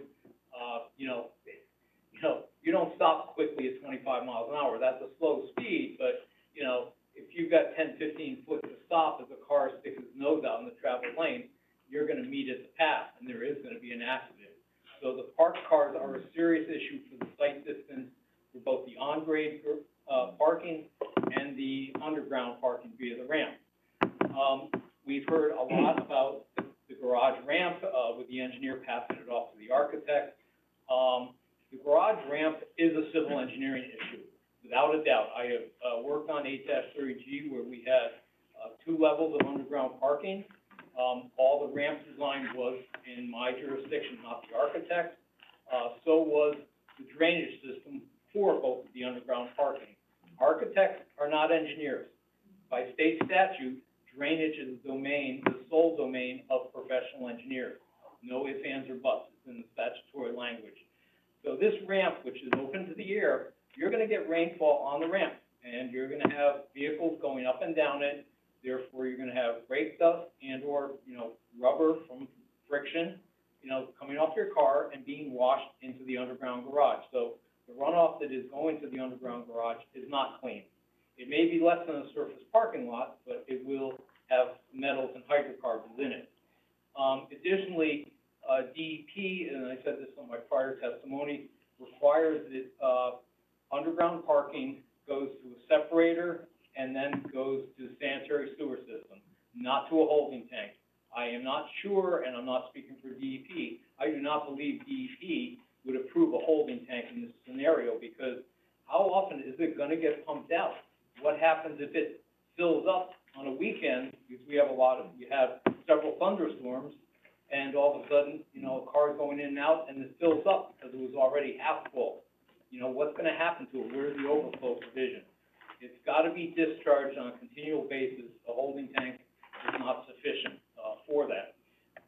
Ms. Geddes also provided sketches of, different sized cars. If you look at the submittal today, where he not only talked about the construction of the building, but he has a sketch on one of the architectural plans of cars, you'll notice that there's a size differential of cars. There's a smaller one coming down the garage, and there's a larger one going out. But there are also static images in there. And it is very clear to me that, if a car is exiting and a car is coming down, that exiting car and making a 90-degree right-hand turn, his bumper at the very least is gonna go over the center line. And if a car is coming in, you're gonna have contact. It is not a safe condition with that. Larry Edwards provided 2 additional plan sheets, numbers 10 and 11 of the plan set that was provided to us today, and uses a program that I believe is called Auto Turn. I have a same program, and it allows you to show the track movement of a vehicle. So it shows the path of the car. And if you look at Larry's plans, there's 2 sheets. Sheet number 10 is sheet V1, and sheet 11 is V2. V1 shows the movement of a vehicle entering the parking, the at-grade parking area and backing into a space with multiple turning movements. Mr. Trinkus? Yes. You're here on behalf of the intervener, who is somewhat limited in what he is intervening on, particularly more the environmental aspects. Well, That's more the statutory aspect of the intervener. Well, so is safety. So is public safety. Totally disagree with that, Well, respectfully. I think the statute will speak for itself, that it goes to, you're under what, 21 something, right, Mr. Wentz? 2029. Which is limited, I believe, with respect to how, and I don't know the wording offhand, it's late and I had an arbitration today. What's the wording of it? Whether there's a reasonable chance that there will be unreasonable impairment of the air, water, and other natural resources at stake. And that's where the standing for the intervener status comes into play? Correct. Okay. Okay, well, So- I will then And I'm not, to that but, point if you'd like. because to be fair to the process, not just the applicant, but this entire process, we have the application, public hearing, rebuttal. And you coming as an intervener, I understand last time you didn't have access to some of their some of their plans to kind of go through the civil engineering aspect of it. And this is more of a, I think, a reasonable, I don't want to say courtesy, I think it was a little bit higher than a courtesy, but something that we're a little bit different that we're providing, so you can address what has now been presented and kind of correct where you weren't. So I think we've gone through the safety aspects of it. I'll give you a little range, I think we've given you a little latitude already, but I think you should really be focusing on the environmental aspects. Let me make a couple quick comments on the If they're, plans, and then I will go on to the if they're quick, I mean, I'm prepared to stay longer than our curfew today, because we need to get this finished. I don't want to rush you at the same time, but but the intervener's standing is limited to what the statute provides, and it's the environmental aspect, whatever the actual language is. And I apologize, I can't say it off the top of my head. And my comments regarding the two plans by Larry Edwards is the commission, and you should ask Bill Hurley to pay close attention to the turning movements of vehicles, because they're unsafe in the garage, as the movements clearly show impacting of the concrete walls within the building. And obviously, that's not a safe condition. So I think you need, as they came in today, you need to pay close attention to those two plans prior to your deliberation. Moving on to the environmental side. Residential roof runoff from your single-family house is considered relatively clean water by DEP and by other agencies. Large commercial roofs, which tend to be flatter and or have parapets, are not considered clean runoff. I cited a study in my initial testimony from North Carolina State, where 40% of nutrient loads, both nitrogen and phosphorus, wind up landing on the roof during normal weather, today, rainy days, whatever. So they are a pollutant load source without a doubt. The proposed design of the stormwater management system, hydrodynamic separators, in an online configuration, do only remove 28 to 29% of total suspended solids. That's based on years of monitoring from New Hampshire. I'm well aware of the New Jersey CAT data, as I've got expertise in low impact development. The New Jersey CAT data, where they claim 50 to 60% TSS removal, is actually based on the fact that they didn't believe they did 80%, and they basically pulled 50 or 60% out of the air. I have a document in my office that clearly says that. It is not based on research, it is not based on monitoring, it is a number pulled out of the air.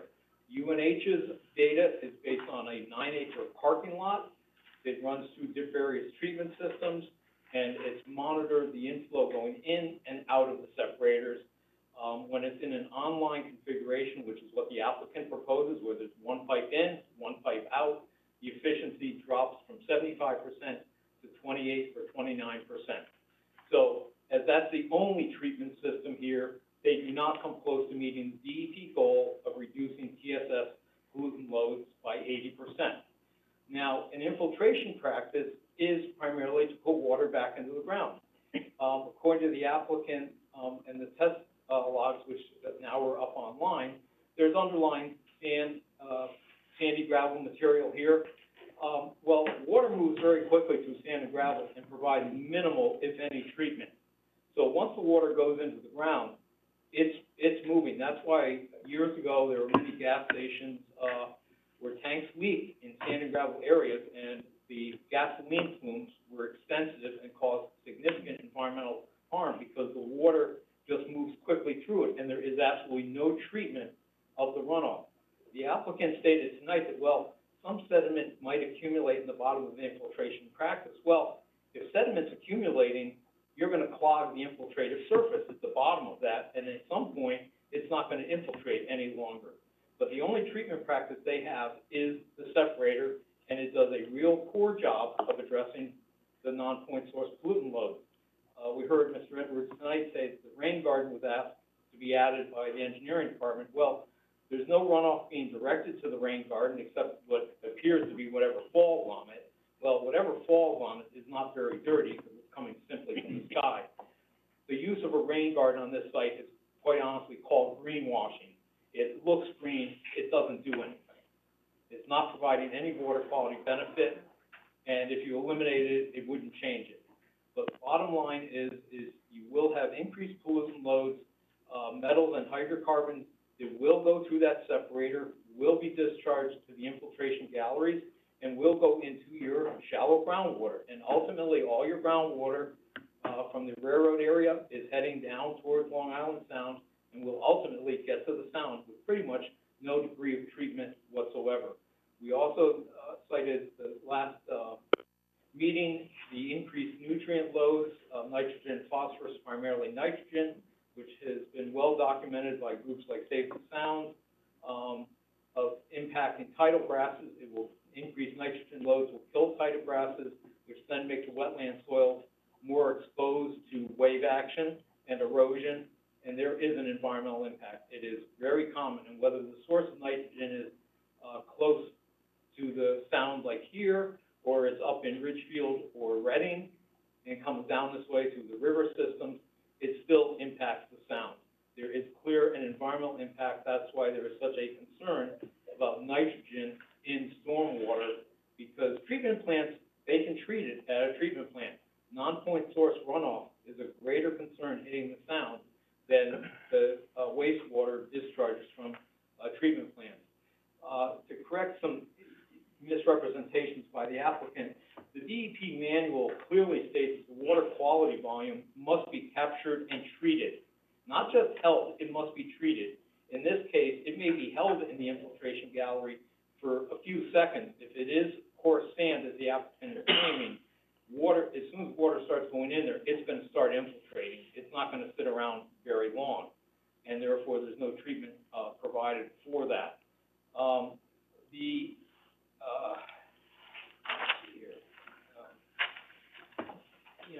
In the DEP manual, it's also a requirement to, address, this first inch of runoff, separately. And as I seem to hear Larry say tonight, there's, bypassing the manhole where water quality volume is a flow rate goes to the separator, and everything else then goes directly to the infiltration gallery.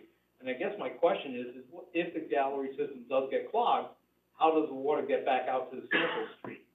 If you've got two pipes going in, then you're going to force water to flow effectively backwards, out of it.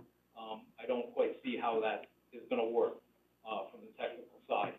Let's see here. Yeah, on the applicant says, and they provided in this document, they did two test pits. Now, in their initial stormwater report, they claimed they couldn't do a permeability test, and yet I heard Mr. Edwards tonight say they did them. Well, those permeability tests are not part of the submittal package. So what are the rates and why haven't they been provided? That's instrumental to the design of both these infiltration practices. Milo and McGroom, under a grant, which I think was looking at implementing low-impact development in the downtown area a number of years ago, did a bunch of borings, and the applicant submitted that. There's only one boring on this site. Now, there's 8 borings associated with the submittal package. Only one of them is on this site, not 5 of them, one. And there's the tests by Larry Edwards, they're not shown on the plan. I scoured the plans that were sent to me today, and I don't see the test pits at all on the plan. So they claim they're in the 2 practices, but we don't know that for a fact at all. And we have no idea what the infiltration rates are, and also how they were modeled. The supplemental stormwater report, all 9 pages tonight, does not include the routing analysis of these stormwater practices. So we really don't know how these systems are going to work. That's all. If a report's being revised, you got to provide the information. The other key point is, and it's not difficult to do, is what's called a pollutant loading analysis. I made this point at the last meeting. It's a simple process using an equation developed by Tom Schuler to calculate the pollutant loads from the existing site and then from your post-development site, and then evaluate how well your treatment system actually removes the pollutants. And I will tell you that this system does not meet the DEP goal of 80% TSS removal without a doubt. There is no ifs, ands, or buts. this plan is not in compliance with the DEP manual.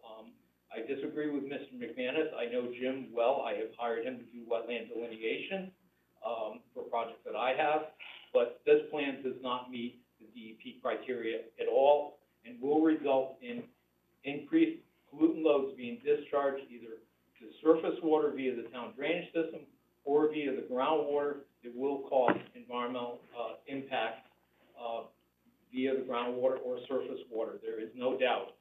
The commission should be aware of a court case, from Reading a number of years ago called Forsell versus Conservation Commission. I believe Kevin Gumper was the attorney, representing it.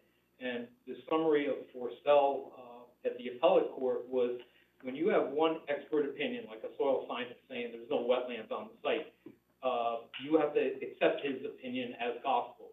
When you have multiple professional opinions, whether they're soil scientists, traffic engineers, civil engineers, the commission may listen to the professional who they find most credible. So I think in this case, as you have multiple engineering opinions, you might want to take a good look at that case and evaluate the testimony that's being provided, as far as the credibility of all of the consultants. And that's my environmental side of it. And again, I think you need to pay attention to the revised plans that were submitted today, because obviously you probably have not had a chance to review them, and there are some, serious concerns, but I'll leave it at that with the environmental impacts. Quick question.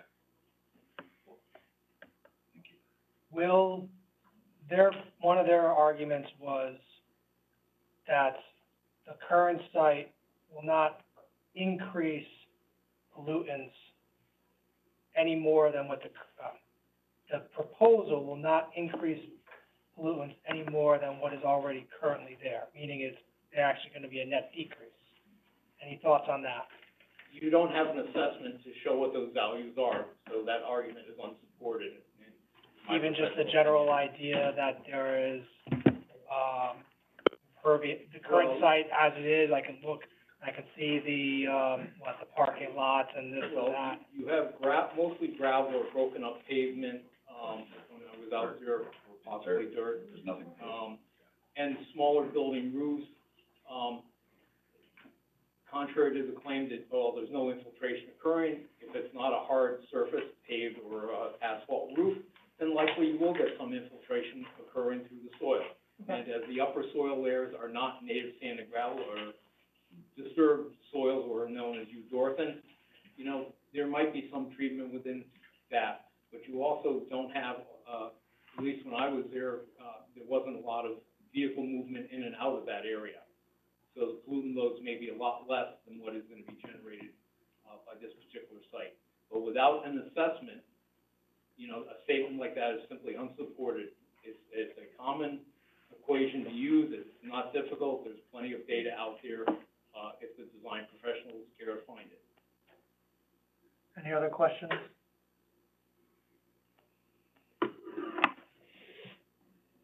Anything further? Just the process, number one, we'd like to thank the commission for at least giving us the opportunity to share our thoughts on this and our expertise. And I'm well aware we're trying to wrap this up tonight, and I can appreciate that, as well. But please just also remember that the public comment, which happened last week, was based on an incomplete application and based on new filings and new designs and things like that.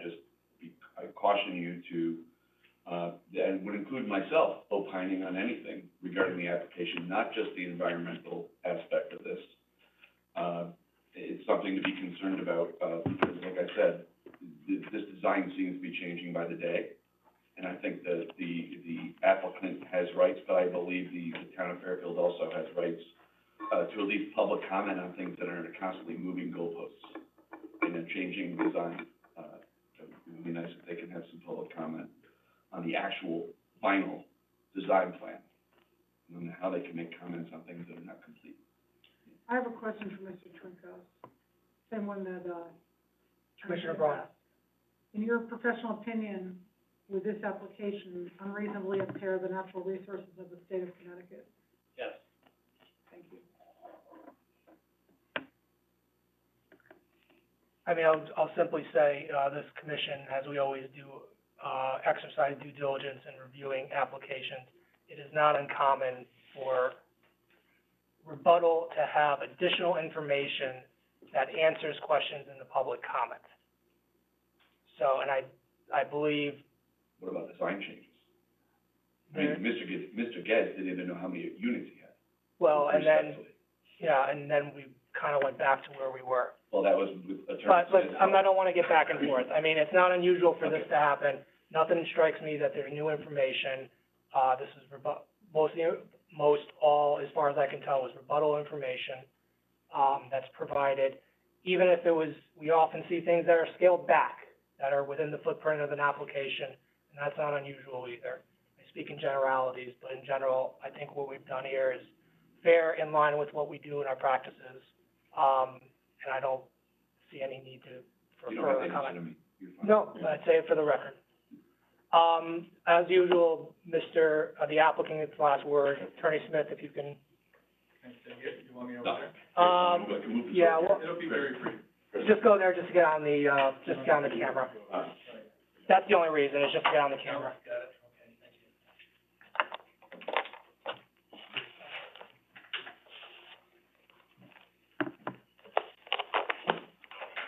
For the record, Chris Smith, and thank you. A couple of things. One, design changes, the only design changes, as we heard, were the, raising the infiltrators up, and to address the piping issue, both two issues that were raised by the intervener, and that was in direct response to that. Those are the only design changes, so I think it's a little disingenuous to be claiming that we've made, moving goalposts and made all sorts of changes. That's it. Everything else was in rebuttal. I would respectfully, submit to this commission that the interveners, as far as their intervention pleading under 22A19, it's their burden of proof to establish the unreasonable pollution. They have to actually identify and quantify the harm. That's the way it works. It's just very similar to wetlands. You just can't do a conclusory statement, and I would respectfully submit to this commission that the interveners have failed to sustain their burden of proof to demonstrate with substantial expert testimony that the some conduct associated with this proposed development will reasonably likely result in the unreasonable pollution, impairment, or destruction of your water and or other natural resource. The focus on the environmental claims, I think everybody here knows, deals with stormwater. There's no treatment today. There will be treatment after this with the proposed plans. And more importantly, your town engineer opined that this complies with all the requirements for volume and quantity, and also groundwater recharge, I believe. You can look at the report dated April 20th, 2022. It's the first provision that your town engineer, Laura Cooley, addressed. So I respectfully submit that there's absolutely no testimony demonstrating how this stormwater system is somehow going to unreasonably pollute the air, water, or other natural resource of the state. I know I'm just trying to limit my comments to the intervention claims. Yes, please. And with the others, we finished our rebuttal on the merits of the application. And I thank, on behalf of my client and our entire team, thank the commission. It's been many evenings of public hearing, and we certainly appreciate your indulgence. And again, thank you and stay well. Thank you. With that, not seeing anything, I will close the public hearing, or close the application, close the hearing on this application, and adjourn the meeting. Thank you.